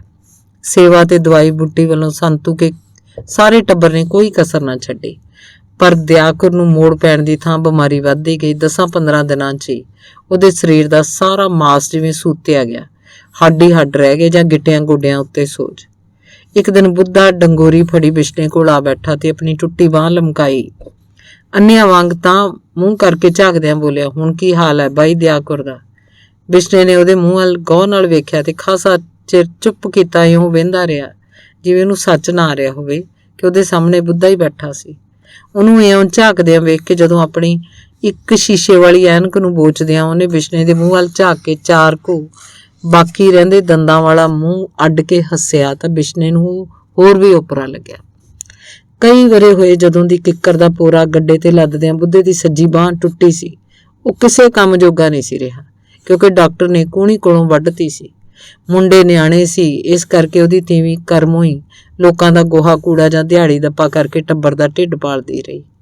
ਬੁੱਧੇ ਦਾ ਖੱਬਾ ਹੱਥ ਹੀ ਰਹਿ ਗਿਆ ਸੀ। ਉਹ 2-4 ਬੱਕਰੀਆਂ ਤੇ ਕੱਟੀਆਂ ਵੱਛੀਆਂ ਲੈ ਕੇ ਬਾਹਰ ਚਾਰ ਲਿਆਉਂਦਾ ਤੇ ਜਦੋਂ ਪਲ ਜਾਂਦੀਆਂ ਵੇਚ ਕੇ 4 ਪੈਸੇ ਵੱਟ ਲੈਂਦਾ। ਇੰਜ ਕਬੀਲਦਾਰੀ ਦਾ ਲੈਣ ਦੇਣ ਸਰਦਾ ਰਹਿੰਦਾ। ਕੱਲੀ ਕਰਮੋਂ ਦੀ ਕਮਾਈ ਨਾਲ ਤਾਂ ਰੋਟੀ ਵੀ ਨਹੀਂ ਸੀ ਤੁਰਦੀ। ਆਰੀ ਹੋਣ ਮਗਰੋਂ ਜਿਵੇਂ ਦਿਨਾਂ ਵਿੱਚ ਹੀ ਬੁੱਧਾ ਬੁੱਢਾ ਹੋ ਗਿਆ, ਅੰਨਾ ਵੀ ਹੋ ਗਿਆ ਸੀ। ਹੁਣ ਇੱਕ ਅੱਖ ਬਣਵਾ ਕੇ ਜਦੋਂ ਦੀ ਉਹਨੇ ਇੱਕ ਸ਼ੀਸ਼ੇ ਵਾਲੀ ਐਨਕ ਲਵਾਈ ਸੀ, ਉਦੋਂ ਦਾ ਤਾਂ ਬਿਸ਼ਨੇ ਨੂੰ ਬਹੁਤਾ ਹੋਰੂ ਜਿਹਾ ਲੱਗਣ ਲੱਗ ਪਿਆ ਸੀ। ਉਹਦੀ ਤਾਂ ਸੁੱਖ ਹੈ, ਤੂੰ ਆਪਦੀ ਗੱਲ ਦੇ। ਬਿਸ਼ਨੇ ਨੇ ਜਿਵੇਂ ਉਵੇਂ ਬੁੱਧੇ ਵੱਲ ਵਹਿੰਦਿਆਂ ਕੁਝ ਅਜਿਹੇ ਢੰਗ ਨਾਲ ਭਾਰੀ ਆਵਾਜ਼ 'ਚ ਆਖਿਆ ਕਿ ਬੁੱਧੇ ਦਾ ਚੁਰੜਾਇਆ ਚਿਹਰਾ ਅਧੀਰ ਹੋ ਗਿਆ। ਹਾਲ ਕਾਹਦਾ ਬਾਈ? ਉਹਨੇ ਡੂੰਘੇ ਹੌਕਾ ਭਰ ਕੇ ਨੀਵੀਂ ਪਾਉਂਦਿਆਂ ਆਪਣੀ ਟੁੰਡੀ ਬਾਂਹ ਵੱਲ ਝਾਕਦਿਆਂ ਆਖਿਆ, ਜੇ ਮੇਰੇ ਸਹੁਰੇ ਆ ਨਾ ਵੱਢਦੇ ਤਾਂ ਖਬਰੇ ਉਵੇਂ ਟੁੱਟੀ ਭੱਜੀ ਨਾਲ ਰੇੜਾ ਰੇੜੀ ਫਿਰਦੇ। ਵੱਡਾ ਮੁੰਡਾ ਕੱਲ ਸੀਰੀ ਰਲਾਇਆ ਜਟਾਣਿਆਂ ਨਾਲ 6 20 ਤੇ 5 ਰੁਪਈਆਂ ਤੇ। ਬਿਸ਼ਨੇ ਦੀਆਂ ਅੱਖਾਂ 'ਚ ਨਫ਼ਰਤ ਦੀ ਗਹਿਰ ਉਗੜਨ ਲੱਗ ਪਈ ਸੀ। ਬੁੱਧੇ ਦੀਆਂ ਇਹ ਘਿਣਾ ਸੁਣਦਿਆਂ ਉਹਨੂੰ 4-5 ਵਰੇ ਹੋ ਗਏ ਸੀ। ਜਦੋਂ ਆਉਂਦਾ ਇੰਝ ਹੀ ਹੌਕੇ ਲੈ ਰੋਣੇ ਰੋਂਦਾ ਰਹਿੰਦਾ। ਬੁੱਧੇ ਵਰਗੇ ਬੰਦੇ ਆਮ ਕਰਕੇ ਉਹਨੂੰ ਪਹਿਲੇ ਦਿਨੋਂ ਹੀ ਚੰਗੇ ਨਹੀਂ ਸੀ ਲੱਗਦੇ, ਪਰ ਉਹਦੇ ਨਾਲ ਤਾਂ ਜਿਵੇਂ ਹੁਣ ਬਿਸ਼ਨਾ ਦੁਸ਼ਮਣੀ ਕਰਨ ਲੱਗ ਪਿਆ ਸੀ। ਫਿਰ ਪਤਾ ਨਹੀਂ ਕਿਉਂ ਉਹ ਬੁੱਧੇ ਨੂੰ ਹੁਣ ਤਾਈਂ ਕਦੇ ਕੌੜਾ ਨਹੀਂ ਸੀ ਬੋਲਿਆ, ਤੇ ਜਦੋਂ ਉਹਦੇ ਚਿੱਤ 'ਚ ਬੁੱਧੇ ਬਾਰੇ ਅਜਿਹੀ ਗੱਲ ਆਉਂਦੀ ਉਹ ਉਹਨੂੰ ਹੋਰ ਹੀ ਗੱਲਾਂ 'ਚ ਲਾ ਤੁਰਦਾ। ਸੱਚ ਬੁੱਧਿਆ, ਬਿਸ਼ਨੇ ਨੇ ਉਹਦੀ ਗੱਲ 'ਚ ਟੋਕ ਕੇ ਉੱਬੜਵਾਇਆ ਆਖਿਆ, ਆਪਣੀ ਕਾਟੀ 'ਚ ਹੋਰ ਹੁੰਦਾ ਸੀ, ਤੈਨੂੰ ਯਾਦ ਹੈ? ਉਹ ਜਿਹੜਾ ਵਹਿੰਗੀ ਚੱਕੀ ਜਾਂਦਾ, ਢਿੱਡ ਵਜਾਉਂਦਾ, ਤੁਰਿਆ ਜਾਂਦਾ ਹੁੰਦਾ ਸੀ। ਬੁੱਧੇ ਨੇ ਇੱਕਦਮ ਰੌਂ ਬਦਲ ਕੇ ਆਖਿਆ, ਆਹੋ। ਬੁੱਧਾ ਤੇ ਬਿਸ਼ਨਾ ਦੋਏ ਕਾਟੀ ਝਿਉਰ ਦੀ ਯਾਦ ਆਉਂਦੇ ਹੀ ਹੱਸਣ ਲੱਗ ਪਏ। ਬਿਸ਼ਨੇ ਦੇ ਚਿਹਰੇ ਉੱਤੇ ਬਿੰਦਕ ਪਹਿਲਾਂ ਉਗੜੇ ਸਾਰੇ ਉਤਰਾ ਚੜਾ ਧੋਤੇ ਗਏ। ਬੁੱਧੇ ਦਾ ਚੁਰੜਾਇਆ ਕਾਲਾ ਚਿਹਰਾ ਵੀ ਖਿੜਪਿਆ ਲੱਗਦਾ ਸੀ। ਤੈਨੂੰ ਉਹਦੀ ਕੇਰਾਂ ਦੀ ਗੱਲ ਸੁਣਾਵਾਂ? ਬਿਸ਼ਨੇ ਨੇ ਹੱਸਦਿਆਂ ਰਤਾ ਕੂ ਆਖਿਆ। ਖੂਹ ਦੇ ਕੋਲੇ ਉਹ ਖੜਾ ਤੇ ਪੀਨਕ ਲੱਗ ਗਈ। ਫੀਮ ਦਾ ਤਕੜਾ ਗੋਲਾ ਛਕਦਾ ਹੁੰਦਾ ਸੀ ਨਾ, ਰੀਠੇ ਜਿੱਡਾ। ਉੱਥੇ ਖੜੇ ਖੜੇ ਨੂੰ ਕਿਤੇ ਹਵਾ ਸਰਨ ਲੱਗ ਪਈ ਤੇ ਖਾਸਾ ਚਿਰ ਸਰੀ ਗਈ। ਕੋਲੇ ਖੜਾ ਸੀ ਬਚਨਾ ਪਿੰਜਣ, ਜਿਹੜਾ ਮਗਰਲੀ ਬਿਮਾਰੀ 'ਚ ਮਰਿਆ ਸੀ। ਉਹ ਹੱਸ ਪਿਆ, ਕਹਿੰਦਾ, ਅਮਲੀਆ ਬਲਾ ਭਾਂਤ ਦੀਆਂ ਆਵਾਜ਼ਾਂ ਕੱਢਦਾ। ਕਾਟੀ ਅੱਗੋਂ ਬਣਾ ਸਮਾਰ ਕੇ ਕਹਿੰਦਾ, ਅਖੇ ਅਜੇ ਤਾਂ ਆਪਾਂ ਅੱਜ ਜੱਸੇਦਾਰਾਂ ਉੱਤੇ ਉਂਗਲਾਂ ਨਹੀਂ ਧਰੀਆਂ, ਨਹੀਂ ਤਾਂ ਹਰਮਨੀ ਬਾਜਾ ਕਿਹੜਾ ਨਾ ਬਣ ਜਾਂਦਾ। ਬੁੱਧਾ ਹੱਸ ਦੂਰਾ ਹੋ ਗਿਆ। ਬਿਸ਼ਨੇ ਦੀ ਹਾਸੀ ਵੀ ਕਿੰਨਾ ਚਿਰ ਬੰਦ ਨਾ ਹੋਈ, ਤੇ ਜਦੋਂ ਹੱਸਣੋਂ ਹਟੇ ਤਾਂ ਬੁੱਧੇ ਦੀਆਂ ਅੱਖਾਂ 'ਚੋਂ ਪਾਣੀ ਵਗਣ ਲੱਗ ਪਿਆ। ਉਹਨੇ ਅੱਖਾਂ ਪੱਗ ਦੇ ਲੜ ਨਾਲ ਪੂੰਝੀਆਂ ਤੇ ਫਿਰ ਕੁਝ ਚਿਰ ਇੱਧਰ ਉੱਧਰ ਦੀਆਂ ਗੱਲਾਂ ਮਾਰ ਕੇ ਅੰਦਰ ਕੋਠੜੀ 'ਚ ਦਿਆਕੁਰ ਦਾ ਪਤਾ ਲੈਣ ਜਾਂਦਾ ਰਿਹਾ। ਬਿਸ਼ਨਾ ਸ਼ਬਦ ਗਾਉਂਦਾ ਆਪਣਾ ਕੰਮ ਕਰਨ ਲੱਗ ਪਿਆ, ਪਰ ਬਿੰਦਕ ਮਗਰੋਂ ਕੰਮ ਛੱਡ ਕੇ ਉਹ ਵੀ ਅੰਦਰ ਆ ਗਿਆ। ਪਾਣੀ ਲੰਮੀ ਹੇਕ ਜਿਹੀ ਨਾਲ ਦਿਆਕੁਰ ਨੇ ਉੱਕਾ ਮਰਨਾਊ ਆਵਾਜ਼ 'ਚ ਉਹਨੂੰ ਅੰਦਰ ਵੜਦਿਆਂ ਵੇਖ ਕੇ ਆਖਿਆ, ਪਾਣੀ। ਨਿਆਣਿਆਂ ਵਰਗੀ ਆਵਾਜ਼ ਬਣਾ ਕੇ ਮੁਸਕਰਾਉਂਦਿਆਂ ਤੇ ਦਿਆਕੁਰ ਦੀ ਨਕਲ ਲਾਉਂਦਿਆਂ ਉਹ ਤੌੜੇ ਉੱਤੇ ਕੌਲੀ ਚੁੱਕ ਕੇ ਪਾਣੀ ਪਾਉਣ ਲੱਗ ਪਿਆ। ਹੱਸ ਕੇ ਬੋਲਿਆ, ਹੁਣ ਤਾਂ ਬੁੱਧਿਆ ਦਿਆਕੁਰ ਦੀ ਆਵਾਜ਼ ਦੋਹੇ ਲਾਉਣ ਵਾਲੀ ਹੁੰਦੀ ਜਾਂਦੀ ਹੈ। ਬੁੱਧਾ ਖਸਿਆਨੀ ਜੀ ਹਾਸੀ ਹੱਸ ਪਿਆ। ਦਿਆਕੁਰ ਦੇ ਭਠੂਰ ਵਰਗੇ ਚੁਰੜਾਏ ਹੋਠ ਵੀ ਕੰਬਦੇ ਜਾਪੇ। ਬਿੰਦ ਦਾ ਬਿੰਦ ਉਹਦੀਆਂ ਅੰਨੀਆਂ ਅੱਖਾਂ ਦੀਆਂ ਜੋਤਹੀਣ ਕਾਕੀਆਂ ਵਿੱਚ ਰਤਾ ਕੁ ਚਮਕ ਆਈ, ਜਿਵੇਂ ਸਾਰਾ ਚਿਹਰਾ ਮੁਸਕਰਾ ਰਿਹਾ ਹੋਵੇ। ਪਰ ਦੂਜੇ ਪਾਲੀ ਪੀੜੋ ਪੀੜ ਹੋ ਕੇ ਉਹਦੇ ਸਾਰੇ ਚਿਹਰੇ ਦੀਆਂ ਝੁਰੜੀਆਂ ਕੰਧਾਂ ਉੱਤੇ ਕਾਲਾ ਕੁੱਜਾ ਕੋਕਲੀ ਦੀਆਂ ਲੀਕਾਂ ਉੱਤੇ ਫੇਰੇ ਕੋਲੇ ਦੇ ਕੀਚਕ ਝੋਲਿਆਂ ਵਾਂਗ ਫੇਰ ਉਲਝ ਗਈਆਂ। ਬੁੱਧਿਆ, ਬੰਦਾ ਵੇਖ ਰੱਬ ਨੇ ਕੀ ਖੇਡ ਬਣਾਇਆ। ਦਿਆਕੁਰ ਨੇ ਨਿਮਾਣਿਆਂ ਵਰਗੇ ਹੋ ਗਏ ਸਰੀਰ ਨੂੰ ਮੋਰਾਂ ਪਿੱਛੇ ਹੱਥ ਪਾ ਉਗਾਦਸਿਆਂ ਤੇ ਪਾਣੀ ਦੀ ਕੌਲੀ ਉਹਦੇ ਮੂੰਹ ਨੂੰ ਲਾਉਂਦਿਆਂ ਬਿਸ਼ਨਾ ਬੋਲਿਆ, ਪਹਿਲਾਂ ਚੂਹੇ ਤੋਂ ਵਧਾ ਕੇ ਜਿਉਂ ਵੱਡਾ ਕਰਨ ਲੱਗਦਾ ਹੈ, ਕਈਆਂ ਨੂੰ ਤਾਂ ਊਂ ਊਠ ਬਣਾ ਦਿੰਦਾ ਹੈ। ਇੱਧਰ ਘਣੇ ਅਰਗਿਆਂ ਨੂੰ ਤਾਂ ਆਪਦਾ ਭਾਰ ਚੱਕਣ ਜੋਗੇ ਵੀ ਨਹੀਂ ਛੱਡਦਾ। ਫਿਰ ਜਦੋਂ ਪਿਚਕਾਉਣ ਲੱਗ ਪੈਂਦਾ ਹੈ ਤਾਂ ਐਂ ਕਰ ਦਿੰਦਾ ਜਿਵੇਂ ਜਵਾਕਾਂ ਨੇ ਬੁਲਬੁਲਾ ਭਰ ਕੇ ਵਿੱਚੋਂ ਫੂਕ ਕੱਢੀ ਹੁੰਦੀ ਹੈ। ਕਈਆਂ ਨੂੰ ਤਾਂ ਜਮਾਂ ਹੀ ਦਿਆਕੁਰ ਵਾਂਗੂ ਢੱਕ ਮਕੌੜੇ ਜੇ ਬਣਾ ਦਿੰਦਾ ਤੇ ਚੱਕ ਮੇਰੇ ਭਾਈ। ਢੱਕ ਮਕੌੜੇ ਜੇ ਕਹਿੰਦਿਆਂ ਉਹਨੇ ਦਿਆਕੁਰ ਦੀ ਕੰਬਦੀ ਦੇਹ ਵੱਲ ਵੇਖਿਆ ਤੇ ਮੂੰਹ ਨਾਲੋਂ ਕੌਲੀ ਲਾ ਕੇ ਹੇਠ ਧਰਦਿਆਂ ਮੁੜ ਮੰਜੇ ਤੇ ਉਹਨੂੰ ਪਾਉਂਦਿਆਂ ਹੱਸਿਆ। ਫਿਰ ਕੋਲ ਪਈ ਪੀੜੀ ਤੇ ਬਹਿ ਕੇ ਪੱਖੀ ਝੱਲਦਿਆਂ ਜਦੋਂ ਉਹਨੇ ਪੀੜ ਨਾਲ ਨਿਢਾਲ ਹੋਏ ਚਿਹਰੇ ਦੇ ਅੰਦਰ ਧੱਸ ਗਈਆਂ ਅੱਖਾਂ ਵੱਲ ਵੇਖਿਆ ਤਾਂ ਉਹਦਾ ਆਪਣਾ ਚਿਹਰਾ ਗੰਭੀਰ ਹੋ ਗਿਆ। ਉਹਦੀ ਮਾਇਆ ਹੈ ਬਾਈ। ਬੁੱਧੇ ਨੇ ਬਿੰਦਕ ਚੁੱਪ ਰਹਿ ਕੇ ਹੌਕਾ ਭਰਦਿਆਂ ਕਿਹਾ ਤੇ ਗੋਡਿਆਂ ਉੱਤੇ ਹੱਥ ਧਰ ਕੇ ਆਏ ਹਾਏ ਕਹਿੰਦਿਆਂ ਕਸੀਸ ਵੱਟਦਿਆਂ ਉੱਠ ਖੜੋਤਾ। ਬਿਸ਼ਨਾ ਦਿਆਕੁਰ ਦੇ ਚਿਹਰੇ, ਉਹਦੇ ਮੁੱਕ ਰਹੇ ਸਰੀਰ ਤੇ ਅੱਖਾਂ ਵੱਲ ਵੇਂਦਾ ਪੱਖੀ ਝੱਲੀ ਗਿਆ। ਉਸ ਦਿਨ ਪਿੱਛੋਂ ਸੰਤੂ ਨੇ ਬਿਸ਼ਨੇ ਤੋਂ ਵੇਰ ਕੇ ਵੀ ਕਈ ਨਵੇਂ ਡਾਕਟਰ ਤੇ ਹਕੀਮਾਂ ਦੀਆਂ ਦਵਾਈਆਂ ਬਦਲੀਆਂ, ਪਰ ਦਿਆਕੁਰ ਨੂੰ ਮੋੜਨਾ ਪਿਆ। ਜਿਉਂ-ਜਿਉਂ ਵਧੇਰੇ ਕਮਜ਼ੋਰ ਹੋ ਰਹੀ ਸੀ, ਬਿਸ਼ਨੇ ਨੂੰ ਪਤਾ ਨਹੀਂ ਕੀ ਹੁੰਦਾ ਜਾਂਦਾ ਸੀ। ਉਹ ਤੋਂ ਦੂਰ ਰਹਿਣ ਲੱਗ ਪਿਆ ਸੀ। ਸੰਤੂ ਦੀ ਘਰ ਵਾਲੀ ਤੇ ਦੋਏ ਧੀਆਂ ਵੀ ਦਿਆਕੁਰ ਦੀ ਬਿਮਾਰੀ ਤੋਂ ਹੁਣ ਅੱਕ ਜੀਆਂ ਗਈਆਂ। ਭਾਵੇਂ ਅਜੇ ਵੀ ਉਹ ਵਾਹ ਲੱਗਦੀ ਕਿਸੇ ਗੱਲੋਂ ਉਹਨਾਂ ਨੂੰ ਥੋੜ੍ਹਨ ਨਹੀਂ ਸੀ ਦਿੰਦੇ, ਪਰ ਫਿਰ ਵੀ ਬਿਸ਼ਨੇ ਨੂੰ ਲੱਗਦਾ ਸੀ ਜਿਵੇਂ ਦਿਨ ਰਾਤ ਉਹਨਾਂ ਦੇ ਉੱਤੇ ਫਿਰਦਿਆਂ ਸਾਰਾ ਟੱਬਰ ਹੀ ਥੱਕ ਜੇ ਗਏ ਹੋਣ। ਇੱਕ ਦਿਨ ਚਾਨਚੱਕ ਬਿਸ਼ਨੇ ਨੂੰ ਜਿਵੇਂ ਲਿੱਛ ਉੱਠੀ। ਉਹਨੇ ਸੰਤੂ ਦੀਆਂ ਦੋਏ ਕੁੜੀਆਂ ਨੂੰ ਘਰੋਂ ਆਉਣੋਂ ਹਟਕ ਦਿੱਤਾ। ਸੰਤੂ ਦੀ ਘਰ ਵਾਲੀ ਨੂੰ ਵੀ ਕਹਿਤਾ ਵੀ ਉਹ ਸਿਰਫ 2 ਵੇਲੇ ਰੋਟੀ ਪਕਾ ਕੇ ਦੇ ਜਾਇਆ ਕਰੇ, ਦਿਆਕੁਰ ਨੂੰ ਆਪੇ ਸਾਂਭੇਗਾ। ਤੇ ਜਦੋਂ ਸੰਤੂ ਦੀ ਘਰ ਵਾਲੀ ਨੇ ਜਿੱਦ ਕੀਤੀ ਤਾਂ ਉਹਨੇ ਹਰ ਕੇ ਆਖਿਆ, ਭਾਈ ਬੱਚਾ ਕਮਲ ਨਾ ਮਾਰ, ਜਿਵੇਂ ਮੈਂ ਕਹਿਣਾ ਕਰ, ਨਹੀਂ ਤਾਂ ਤੈਨੂੰ ਮੇਰੇ ਸੁਭਾਅ ਦਾ ਪਤਾ ਹੀ ਹੈ। ਤੇ ਸੰਤੂ ਦੀ ਘਰ ਵਾਲੀ ਸੱਚੀ ਡਰ ਗਈ। ਉਸ ਦਿਨ ਪਿੱਛੋਂ ਵਾਹ ਲੱਗਦੀ ਉਹ ਦਿਆਕੁਰ ਨੂੰ ਜੰਗਲ ਪਾਣੀ ਬਿਠਾਉਣੋਂ ਵੀ ਪਾਸੇ ਰਹਿਣ ਲੱਗ ਪਈ। ਬਿਸ਼ਨੇ ਨੂੰ ਹੁਣ ਦਿਆਕੁਰ ਨੂੰ ਸਾਂਭਣ ਤੋਂ ਬਿਨਾਂ ਜਿਵੇਂ ਹੋਰ ਕੋਈ ਕੰਮ ਹੀ ਨਹੀਂ ਸੀ। ਤੜਕੇ ਉੱਠਣ ਸਾਰੋਂ ਪਹਿਲਾਂ ਚਾਹ ਧਰਦਾ, ਪਾਣੀ ਤੱਤਾ ਧਰਦਾ, ਦਿਆਕੁਰ ਨੂੰ ਆਪ ਨੁਹਾ ਧੁਆ ਕੇ ਪੰਜੇ ਤੇ ਦਰੀ ਵਿਛਾ ਕੇ ਗੁੱਡੀ ਵਾਂਗ ਉੱਤੇ ਪਾ ਦਿੰਦਾ। ਫਿਰ ਸਾਰਾ ਦਿਨ ਕਦੇ ਦਵਾਈ ਕਦੇ ਪਾਣੀ, ਚਿੱਤ ਕਰਾਰਾ ਕਰਨ ਲਈ ਦਾਲ ਦੀ ਘੁੱਟ ਜਾਂ ਮੰਡੀਓਂ ਸੱਤੂ ਦਾ ਲਿਆਂਦਾ ਕੋਈ ਫਲ ਆਦਿ ਖਵਾਉਂਦਾ ਰਹਿੰਦਾ। ਆਪ ਮੁਹਾਰਾ ਹੀ ਸ਼ਬਦ ਗਾਉਂਦਿਆਂ ਹੱਸ ਕੇ ਦਿਆਕੁਰ ਨੂੰ ਮਖੌਲ ਜੇ ਕਰਦਾ ਤੁਰਿਆ ਫਿਰਦਾ। ਪਰ ਹਰ ਅਗਲੀ ਸਵੇਰ ਜਦੋਂ ਦਿਆਕੁਰ ਦਾ ਮੂੰਹ ਉਹਨੂੰ ਪਿਛਲੀ ਰਾਤ ਨਾਲੋਂ ਵਧੇਰੇ ਝਮਿਆ ਲੱਗਦਾ ਤਾਂ ਬਿੰਦਕ ਬਿੰਦ ਚਿੱਤ ਨੂੰ ਕੋਈ ਖੋਜ ਹੀ ਪੈਂਦੀ, ਪਰ ਫਿਰ ਕੰਮ ਧੰਦੇ ਲੱਗ ਕੇ ਸਭ ਕੁਝ ਭੁੱਲ ਜਾਂਦਾ। ਚਾਨਚੱਕ ਭਗਤਾ ਇੱਕ ਦਿਨ ਦਿਆਕੁਰ ਦਾ ਪਤਾ ਲੈਣ ਆ ਗਿਆ। ਉਹਨੇ ਨਵੇਂ ਕੱਪੜੇ ਪਾ ਕੇ ਮਾਵੇ ਵਾਲੀ ਪੱਗ ਬੰਨੀ ਸੀ। ਬਿਸ਼ਨਾ ਉਹਨੂੰ ਵੇਖਣ ਸਾਰ ਘਰੋਂ ਬਾਹਰ ਨਿਕਲ ਗਿਆ ਤੇ ਜਦੋਂ ਦਿਆਕੁਰ ਦਾ ਹਾਲ ਚਾਲ ਪੁੱਛ ਕੇ ਮੁੜ ਗਿਆ, ਉਦੋਂ ਬੜਾ ਚਿਰ ਪਿੱਛੋਂ ਘਰ ਆਇਆ। ਆਥਣ ਤਾਈਂ ਦਿਆਕੁਰ ਭਗਤੇ ਦੀਆਂ ਦੱਸੀਆਂ ਗੱਲਾਂ ਸਾਹ ਲੈ ਕਰਦੀ ਰਹੀ, ਕਾਲੇ ਦੇ ਮੰਗਣੇ ਦੀਆਂ ਤੇ ਭਗਤੇ ਦੇ ਨਵੇਂ ਪਾਏ ਘਰ ਦੀਆਂ ਗੱਲਾਂ। ਪਰ ਬਿਸ਼ਨਾ ਬਿਨਾਂ ਕੋਈ ਮੋੜ ਦਿੱਤਿਆਂ ਚੁੱਪ ਕਰਕੇ ਅੰਦਰ ਬਾਹਰ ਤੁਰਿਆ ਫਿਰਿਆ। ਉਹਨੂੰ ਦਿਆਕੁਰ ਅੱਜ ਤਕੜੀ ਹੋਈ ਲੱਗਦੀ ਸੀ, ਜਿਵੇਂ ਬਿਮਾਰੀ ਨੂੰ ਮੋੜ ਪੈ ਗਿਆ ਹੋਵੇ। ਹੁਣ ਤੂੰ ਚੁੱਪ ਕਰ ਜਾ, ਬਿਸ਼ਨੇ ਨੇ ਦਿਨ ਢਲੇ ਉਹਨੂੰ ਬਹੁਤਾ ਬੋਲਣੋਂ ਵਰਜਦਿਆਂ ਆਖਿਆ ਤੇ ਫਿਰ ਉਹਦੀ ਕੋਈ ਗੱਲ ਨਾ ਸੁਣੀ। ਮੰਡੀ ਇੱਥੋਂ ਕੁੱਲ 4 ਕੋਹ ਵਾਟ ਸੀ, ਪਰ ਭਗਤਾ ਕਦੇ ਵਰੇ ਛਮਾਈ ਗੇੜਾ ਮਾਰਦਾ ਸੀ ਤੇ ਜਦੋਂ ਮੰਡੀ ਛੱਡ ਕੇ ਤੁਰ ਆਏ ਸਨ ਉਦੋਂ ਕੁਝ ਦਿਨ ਮਗਰੋਂ ਤੇ ਫਿਰ ਕੁਝ ਮਹੀਨੇ ਪਿੱਛੋਂ 2 ਗੇੜੇ ਉਹਨੇ ਮਾਰੇ ਸੀ। ਉਦੋਂ ਹੀ ਉਹਨੇ ਬਿਸ਼ਨੇ ਨੂੰ ਮੁੜ ਮੰਡੀ ਚੱਲਣ ਲਈ ਵੀ ਕਿਹਾ ਸੀ, ਪਰ ਬਿਸ਼ਨਾ ਦੂਜੀ ਵਾਰੀ ਆਏ ਨਾਲ ਲੜ ਪਿਆ ਸੀ। ਉਸ ਪਿੱਛੇ ਕਈ ਵਾਰੀ ਭਗਤਾ ਨਹੀਂ ਸੀ ਆਇਆ। ਬਿਸ਼ਨਾ ਆਪ ਕਦੇ ਕਦਾਈ ਅਣਸਰਦੇ ਨੂੰ ਹੀ ਮੰਡੀ ਜਾਂਦਾ ਤੇ ਬਾਜ਼ਾਰੋਂ ਹੀ ਚੀਜ਼ ਵਸਤ ਖਰੀਦ ਕੇ ਮੁੜ ਆਉਂਦਾ। ਨਾ ਕਦੇ ਭਗਤੇ ਦੇ ਅੰਦਰਲੇ ਘਰ ਵੱਲ ਜਾਂਦਾ, ਨਾ ਬਾਹਰਲੇ ਵੱਲ। ਬੁੱਧੇ ਰਾਹੀਂ ਜਾਂ ਕਿਸੇ ਆਏ ਗਏ ਰਾਹੀਂ ਇੱਕ ਦੂਜੇ ਦਾ ਸੁੱਖ ਸੁਨੇਹਾ ਵੀ ਉਹਨਾਂ ਨੂੰ ਆਪੇ ਹੀ ਮਿਲਦਾ ਰਹਿੰਦਾ। ਪਰ ਬਿਸ਼ਨੇ ਨੇ ਆਪ ਨਾ ਕਦੇ ਕਿਸੇ ਤੋਂ ਭਗਤੇ ਬਾਰੇ ਕੁਝ ਪੁੱਛਣ ਦਾ ਯਤਨ ਕੀਤਾ ਤੇ ਨਾ ਕਿਸੇ ਹੱਥ ਉਹਦੇ ਤਾਈਂ ਆਪਣਾ ਪਤਾ ਭੇਜਿਆ। ਦਿਆਕੁਰ ਕਦੇ ਕਦੇ ਕਾਲੇ ਤੇ ਮਾਘੀ ਨੂੰ ਮਿਲਣ ਲਈ ਜਿਵੇਂ ਤਰਸ ਜਾਂਦੀ, ਪਰ ਡਰਦੀ ਉਹ ਬਿਸ਼ਨੇ ਨੂੰ ਕੁਝ ਨਾ ਕਹਿ ਸਕਦੀ। ਜੇ ਕਦੇ ਉਹ ਗੱਲ ਛੇੜ ਵੀ ਲੈਂਦੀ, ਬਿਸ਼ਨਾ ਚੁੱਪ ਕਰ ਜਾਂਦਾ।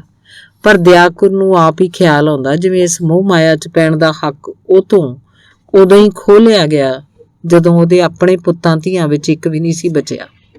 ਇਹ ਸੋਚ ਕੇ ਉਹਨੂੰ ਸਬਰ ਜਿਹਾ ਆ ਜਾਂਦਾ। ਪਰ ਜਦੋਂ ਪਤਾ ਲੱਗਦਾ ਹੁਣ ਕਾਲਾ ਜਵਾਨ ਹੋ ਗਿਆ, ਉਹ ਆਪਣੇ ਪਿਓ ਨਾਲ ਕੰਮ ਕਰਨ ਲੱਗ ਪਿਆ, ਮਾਘੀ ਹੁਣ ਸਕੂਲ 'ਚ ਪੜ੍ਹਦਾ ਸੀ, ਤਾਂ ਉਹਦਾ ਚਿੱਤ ਕਾਬੂ 'ਚ ਨਾ ਰਹਿੰਦਾ। 2 ਵਰ੍ਹੇ ਹੋਏ ਜਦੋਂ ਕਾਲਾ ਤੇ ਮਾਘੀ ਵਿਸਾਖੀ ਦੇ ਮੇਲੇ ਜਾਣ ਦੇ ਬਹਾਨੇ ਉਹਦੇ ਕੋਲ ਮਿਲਣ ਆ ਗਏ ਸੀ, ਤਾਂ ਦਿਆਕੁਰ ਦੋਹਾਂ ਨੂੰ ਨਿਆਣਿਆਂ ਵਾਂਗ ਕੁੱਛੜ ਬਿਠਾ ਕੇ ਕਿੰਜ ਅੱਧਾ ਪੈਰ ਬਾਹਾਂ 'ਚ ਘੁੱਟੀ ਬੈਠੀ ਰਹੀ ਸੀ।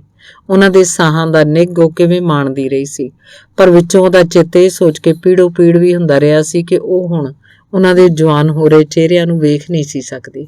ਉਹ ਦਿਨ ਦਿਆਕੁਰ ਨੂੰ ਆਪਣੀ ਜ਼ਿੰਦਗੀ ਦਾ ਇੱਕੋ ਇੱਕ ਅਜਿਹਾ ਦਿਨ ਜਾਪਿਆ ਜਿੱਦਾਂ ਉਹਨੇ ਬਿਧ ਮਾਤਾ ਦੇ ਲਿਖੇ ਸਾਰੇ ਸਰਾਪ ਤੇ ਵਾਰ ਇੱਕੋ ਵਾਰ ਇਕੱਠੇ ਭੁਗਤੇ ਸੀ। ਅੱਜ ਵੀ ਉਹਨੇ ਭਗਤੇ ਨੂੰ ਡਰਦਿਆਂ ਪਰ ਨਹੋਰੇ ਜਿਹੇ ਨਾਲ ਕਾਲੇ ਤੇ ਮਾਘੀ ਨੂੰ ਇੱਕ ਵਾਰ ਉਹਨੂੰ ਮਿਲਾਉਣ ਦੀ ਸੱਦਰ ਜ਼ਾਹਰ ਕੀਤੀ ਸੀ, ਪਰ ਬਿਸ਼ਨੇ ਅੱਗੇ ਇਹ ਗੱਲ ਨਹੀਂ ਸੀ ਦੱਸੀ। ਭਗਤਾ 3-4 ਦਿਨਾਂ ਤੋਂ ਸਾਰੇ ਟੱਬਰ ਸਣੇ ਆਉਣ ਦਾ ਇਕਰਾਰ ਵੀ ਕਰ ਗਿਆ ਸੀ, ਪਰ ਇੰਨੇ ਦਿਨ ਦਿਆਕੁਰ ਉਹਨਾਂ ਨੂੰ ਉਡੀਕ ਨਾ ਸਕੀ। ਉਡੀਕਣ ਦੀ ਦੇਹ 'ਚ ਸਤਿਆਈ ਨਹੀਂ ਸੀ ਰਹੀ ਤੇ ਉਦੋਂ ਅਗਲੇ ਦਿਨ ਰਾਤ ਨੂੰ ਉਹ ਪੂਰੀ ਹੋ ਗਈ। ਦਿਆਕੁਰ ਨੂੰ ਅੱਧੀ ਰਾਤ ਵੇਲੇ ਭੁੰਜੇ ਲਾਉਣ ਤੋਂ ਲੰਬੂ ਲਾਉਣ ਤਾਈਂ ਬਿਸ਼ਨਾ ਆਪਣੇ ਸੁਭਾਅ ਅਨੁਸਾਰ ਬੇਪਰਵਾਹੀ ਨਾਲ ਹੱਸ ਗੱਲਾਂ ਕਰਦਾ ਫਿਰਿਆ। ਕਾਲੇ ਤੇ ਮਾਘੀ ਨੂੰ ਕਾਨੀ ਲੱਗਣ ਵੇਲੇ ਵੀ ਨਿੱਕੇ ਮਖੌਲ ਕਰਦਾ ਰਿਹਾ। ਭਗਤਾ ਸੰਤੂ ਦਾ ਸੁਨੇਹਾ ਆਪਣੇ ਅਨੁਸਾਰ ਮੂੰਹ ਨੇਰੇ ਹੀ ਸਾਰੇ ਟੱਬਰ ਸਣੇ ਆ ਗਿਆ ਸੀ। ਪਿੰਡ ਦੇ ਬੰਦੇ ਤੀਵੀਆਂ ਅਫਸੋਸ ਕਰਨ ਲਈ ਆਉਂਦੇ ਰਹੇ, ਪਰ ਜੇ ਕੋਈ ਮਾੜੀ ਮੋਟੀ ਉਦਾਸ ਗੱਲ ਵੀ ਕਰਦਾ ਤਾਂ ਬਿਸ਼ਨਾ ਬੇਪਰਵਾਹੀ ਨਾਲ ਆਖਦਾ, ਸਭ ਨੇ ਉੱਥੇ ਜਾਣਾ, 2 ਦਿਨ ਅੱਗੋਂ ਕੀ ਪਿੱਛੋਂ ਕੀ, ਨਾਲੇ ਹੁਣ ਹੌਲਾ ਜਿਹਾ ਹੋ ਕੇ ਮੈਂ ਆਪਦੀ ਤਿਆਰੀ ਚੰਗੀ ਕਰ ਲਵਾਂ। ਸਾਰਾ ਦਿਨ ਜਿਵੇਂ ਘਰੇ ਰੌਣਕ ਲੱਗੀ ਰਹੀ। ਸੰਤੂ ਤੇ ਭਗਤਾ ਉਹਦੇ ਕੋਲ ਰਹੇ। ਲੋਕ ਲੱਜੋਂ ਸਾਰੇ ਪਿੰਡ ਦੇ ਲੋਕ ਵੀ ਗੋਡਾ ਨਿਵਾਉਣ ਆਉਂਦੇ ਰਹੇ। ਪਰ ਦੂਜੇ ਦਿਨ ਭਗਤਾ ਮੰਡੀ ਮੁੜ ਆਇਆ ਤੇ ਸੰਤੂ ਨੂੰ ਕੁਦਰਤੋਂ ਪਾਣੀ ਥਿਆ ਗਿਆ। ਹੋਰ ਵੀ ਟਾਵਾਂ ਟੱਲਾ ਹੀ ਕੋਈ ਆਇਆ। ਆਥਣੇ ਜਦੋਂ ਕੱਲਾ ਬਿਸ਼ਨਾ ਵਿਹੜੇ 'ਚ ਮੰਜੀ ਡਾਹ ਕੇ ਪਿਆ ਤਾਂ ਉਹਨੂੰ ਇਉਂ ਲੱਗਿਆ ਜਿਵੇਂ ਰੋਹੀ 'ਚ ਪਿਆ ਹੋਵੇ। ਅੱਜ ਤਾਈਂ ਕਦੇ ਚੇਤਾ ਵੀ ਨਹੀਂ ਸੀ ਆਇਆ ਵੀ ਵਿਹੜਾ ਇੰਨਾ ਖੁੱਲ੍ਹਾ ਸੀ ਤੇ ਵਿਚਾਲੇ ਮੰਜਾ ਡਾਹਿਆ। ਹਨੇਰੇ 'ਚ ਪਾਸਿਆਂ ਵਾਲੀਆਂ ਕੰਧਾਂ ਵੀ ਨਹੀਂ ਸੀ ਦਿਸਦੀਆਂ। ਕੁਝ ਚਿਰ ਬਿਸ਼ਨਾ ਮੰਜੇ ਤੇ ਬੈਠਾ ਰਿਹਾ, ਫਿਰ ਪੈ ਗਿਆ। ਪਿਆ ਉਹਨੂੰ ਅਚਵੀ ਮਹਿਸੂਸ ਹੋਈ ਤੇ ਫਿਰ ਉੱਠ ਕੇ ਬਹਿ ਗਿਆ। ਖਾਲੀ ਅੱਖਾਂ ਨਾਲ 4 ਚੁਫੇਰੇ ਵਿਹੜੇ 'ਚ ਝਾਕਿਆ ਤੇ ਵਾਗਰੂ ਕਰਦਿਆਂ ਮੁੜ ਲੰਮਾ ਪੈ ਗਿਆ। ਹੋਰ ਪਲਕ ਪਿੱਛੋਂ ਉਹਦੇ ਸਰੀਰ ਨੂੰ ਭੜਕੀ ਲੱਗ ਗਈ। ਉੱਠ ਕੇ ਕੋਠੜੀ ਵੱਲ ਤੁਰ ਪਿਆ। ਬਾਹਰ ਕੰਧੋਲੀ ਕੋਲ ਪਏ ਤੌੜੇ 'ਚੋਂ ਛੇਤੀ ਦੇਣੇ 2 ਗਲਾਸ ਭਰ ਕੇ ਪਾਣੀ ਦੇ ਪੀਤੇ ਤਾਂ ਚਿੱਤ ਨੂੰ ਕੁਝ ਸ਼ਾਂਤੀ ਆਉਂਦੀ ਜਾਪੇ। ਬਿੰਦ ਕਡੋਲ ਹੀ ਤੌੜੇ ਕੋਲ ਬੈਠਾ ਰਿਹਾ ਤੇ ਮਗਰੋਂ ਉੱਠ ਕੇ ਕੋਠੜੀ ਦੇ ਬੂਹੇ ਵੱਲ ਤੁਰ ਪਿਆ। ਬੂਹੇ ਦਾ ਕੁੰਡਾ ਖੋਲ ਕੇ ਉਹ ਕੁਝ ਚਿਰ ਇਉਂ ਖੜੋਤਾ ਰਿਹਾ ਜਿਵੇਂ ਕਿਸੇ ਦੀ ਉਡੀਕ ਕਰਦਾ ਹੋਵੇ। ਫਿਰ ਉਹਨੂੰ ਕੋਠੜੀ ਦੇ ਅੰਦਰੋਂ ਚਟਿਆਈ ਜੀ ਦਿਸੀ। ਉਸੇ ਵੇਲੇ ਖਿਆਲ ਆਇਆ ਕਿ ਸੰਤੂ ਦੇ ਘਰ ਵਾਲੀ ਕੱਲ ਨੂੰ ਪਾਠ ਖਿਲਾਉਣ ਲਈ ਸਭ ਸਮਾਨ ਇੱਕ ਪਾਸੇ ਇਕੱਠਾ ਕਰਕੇ ਕੋਠੜੀ ਨੂੰ ਅੰਦਰੋਂ ਸੱਬਰ ਕੇ ਪੋਚਾ ਫੇਰ ਗਈ ਸੀ। ਕੁਝ ਚਿਰ ਬਿਸ਼ਨਾ ਹੋਰ ਉੱਥੇ ਖੜਾ ਰਿਹਾ, ਫਿਰ ਛੇਤੀ ਦੇਣੇ ਕੁੰਡਾ ਅੜਾ ਕੇ ਮੰਜੇ ਤੇ ਆ ਬੈਠਾ। ਹੋਰ ਪਲਕੂ ਮਗਰੋਂ ਜਦੋਂ ਮੰਜੇ ਉੱਤੇ ਪਿਆ ਤਾਂ ਚਿੱਤ ਦੀ ਭੜਕੀ ਫਿਰ ਉਨੀ ਵੱਧ ਗਈ ਲੱਗੀ। ਕਈ ਵਾਰੀ ਪਾਸੇ ਬਦਲੇ, ਅਖੀਰ ਸਿੱਧਾ ਪੈ ਕੇ ਅਸਮਾਨ ਵੱਲ ਝਾਕਣ ਲੱਗ ਪਿਆ। ਪਹਿਲਾਂ ਉਹਨੇ 5-6 ਲਿਸ਼ਕਵੇਂ ਤਾਰਿਆਂ ਉੱਤੇ ਸਿੱਧੀ ਨਿਗਾਹ ਗੱਡੀ ਰੱਖੀ, ਪਰ ਜਦੋਂ ਲਿਸ਼ਕ ਅੱਖਾਂ 'ਚ ਚੁਭਣ ਲੱਗ ਪਈ ਤਾਂ ਉਹਨਾਂ ਤੋਂ ਹੇਠ ਚੜ੍ਹਦੇ ਵਾਲੇ ਪਾਸੇ ਮੱਧਮ ਤਾਰਿਆਂ ਕਰਕੇ ਸੱਤੇ ਦਾ ਚੰਨ ਸਿਰੋਂ ਪਿਛਾਂ ਸੀ। ਬਿਸ਼ਨੇ ਨੂੰ ਚਾਹੁੰਦੀ ਲੱਗ ਗਈ ਜਾਪੇ। ਕਿੰਨੇ ਵਾਰੀ ਉਹਨੇ ਮੁੜ ਵਿਹੜੇ ਦੀਆਂ ਕੰਧਾਂ, ਕੋਠੜੀ, ਕੰਧੋਲੀ, ਛਤੜੇ, ਸਾਹਮਣੇ ਬੂਹੇ ਤੇ ਪਰਲੇ ਕੋਠਿਆਂ ਵੱਲ ਵੇਖਿਆ, ਪਰ ਕੋਈ ਪਤਾ ਨਾ ਲੱਗਿਆ ਕਿ ਉਹ ਕਿੱਥੇ ਪਿਆ ਸੀ। ਆਪਣੇ ਵਿਹੜੇ 'ਚ ਜਾਂ ਕਿਸੇ ਦੇ ਘਰ ਜਾਂ ਰੋਹੀ 'ਚ ਡੌਰ ਭੌਰਾ ਝਾਕਦਿਆਂ ਉਹਨੇ ਜਦੋਂ ਫਿਰ ਅਸਮਾਨ ਵੱਲ ਤੱਕਿਆ ਤਾਂ ਬਿਨਾਂ ਅੱਖ ਝਮਕਿਆ ਕਿੰਨਾ ਚਿਰ ਇੱਕੋ ਥਾਂ ਵੇਂਦਾ ਰਿਹਾ। ਹੌਲੀ ਉਹਨੂੰ ਤਾਰਿਆਂ 'ਚੋਂ ਇੱਕ ਓਪਰਾ ਮੁਹਾਂਦਰਾ ਉਗੜਦਾ ਦਿਸਿਆ। ਉਹਨੂੰ ਇਹਦੀ ਪਛਾਣ ਵੀ ਆ ਗਈ। ਇਹ ਦਿਆਕੁਰ ਦਾ ਮੁਹਾਂਦਰਾ ਸੀ। 40-45 ਵਰ੍ਹਿਆਂ 'ਚ ਜਿਵੇਂ ਵੀ ਜਿਸ ਰੌਂ 'ਚ ਉਹਨੇ ਦਿਆਕੁਰ ਦਾ ਮੂੰਹ ਤੱਕਿਆ ਸੀ ਉਵੇਂ ਉਸੇ ਰੌਂ 'ਚ ਦਿਸਣ ਲੱਗ ਪਿਆ। ਅਖੀਰ ਪੀੜੋ ਪੀੜ ਹੋਇਆ ਝੁਰੜੀਆਂ ਦਾ ਇੱਕ ਜਾਲ ਜੋਤਹੀਣ ਅੱਖਾਂ ਵਾਲਾ ਮੁਰਦਾ ਚਿਹਰਾ ਦਿਸਦਾ ਰਿਹਾ। ਤੁਰੰਤ ਤੋਂ ਤਰਬ ਕੇ ਉੱਠਿਆ ਤੇ ਉਹਨੂੰ ਜਾਪਿਆ ਸਾਰਾ ਪਿੰਡਾ ਪਾਣੀਓ ਪਾਣੀ ਹੋ ਗਿਆ ਸੀ। ਬਿੰਦਕ ਨੀਵੀਂ ਪਾ ਕੇ ਬੈਠਾ ਰਿਹਾ ਤੇ ਮੁੜ ਮੰਜੇ ਉੱਤੇ ਇਉਂ ਢਹਿ ਪਿਆ ਜਿਵੇਂ ਸਾਰੇ ਅੰਗਾਂ 'ਚ ਸਾਹ ਸੱਤ ਨਿਕਲ ਗਿਆ ਹੋਵੇ। ਸਰੀਰ ਸੁੰਨ ਹੋ ਗਿਆ। ਸਾਰੀ ਰਾਤ ਉਹ ਲੱਕੜ ਵਾਂਗ ਸਿੱਧਣ ਸਿੱਧਾ ਪਿਆ ਰਿਹਾ। ਅੱਖਾਂ ਬਿਨਾਂ ਕੁਝ ਵੇਖਿਆ ਅਸਮਾਨ ਉੱਤੇ ਇੱਕੋ ਥਾਂ ਟਿਕੀਆਂ ਰਹੀਆਂ। ਉਹਨਾਂ ਦੇ ਬਾਹਰਲੇ ਕੋਇਆਂ ਵਿੱਚੋਂ ਕਿੰਨੀ ਵਾਰੀ ਪਾਣੀ ਦੀਆਂ ਧਾਰਾਂ ਵਹਿ ਵਹਿ ਕੇ ਆਪੇ ਹੀ ਸੁੱਕ ਗਈਆਂ। ਬਿਸ਼ਨੇ ਦਾ ਕੋਈ ਅੰਗ ਜਿਵੇਂ ਹਿੱਲਣ ਜੋਗਾ ਨਹੀਂ ਸੀ ਰਿਹਾ, ਨਾ ਹੱਥ ਨਾ ਬਾਂਹ। ਅਗਲੀ ਸਵੇਰ ਜਦੋਂ ਉੱਠਿਆ ਤਾਂ ਹੱਡਾਂ 'ਚ ਪੀੜਾਂ ਪੈ ਰਹੀਆਂ ਸਨ, ਜਿਵੇਂ ਸਾਰਾ ਸਰੀਰ ਕਿਸੇ ਨੇ ਡਾਂਗਾਂ ਨਾਲ ਭੰਨਿਆ ਹੋਵੇ। ਧੰਨਵਾਦ।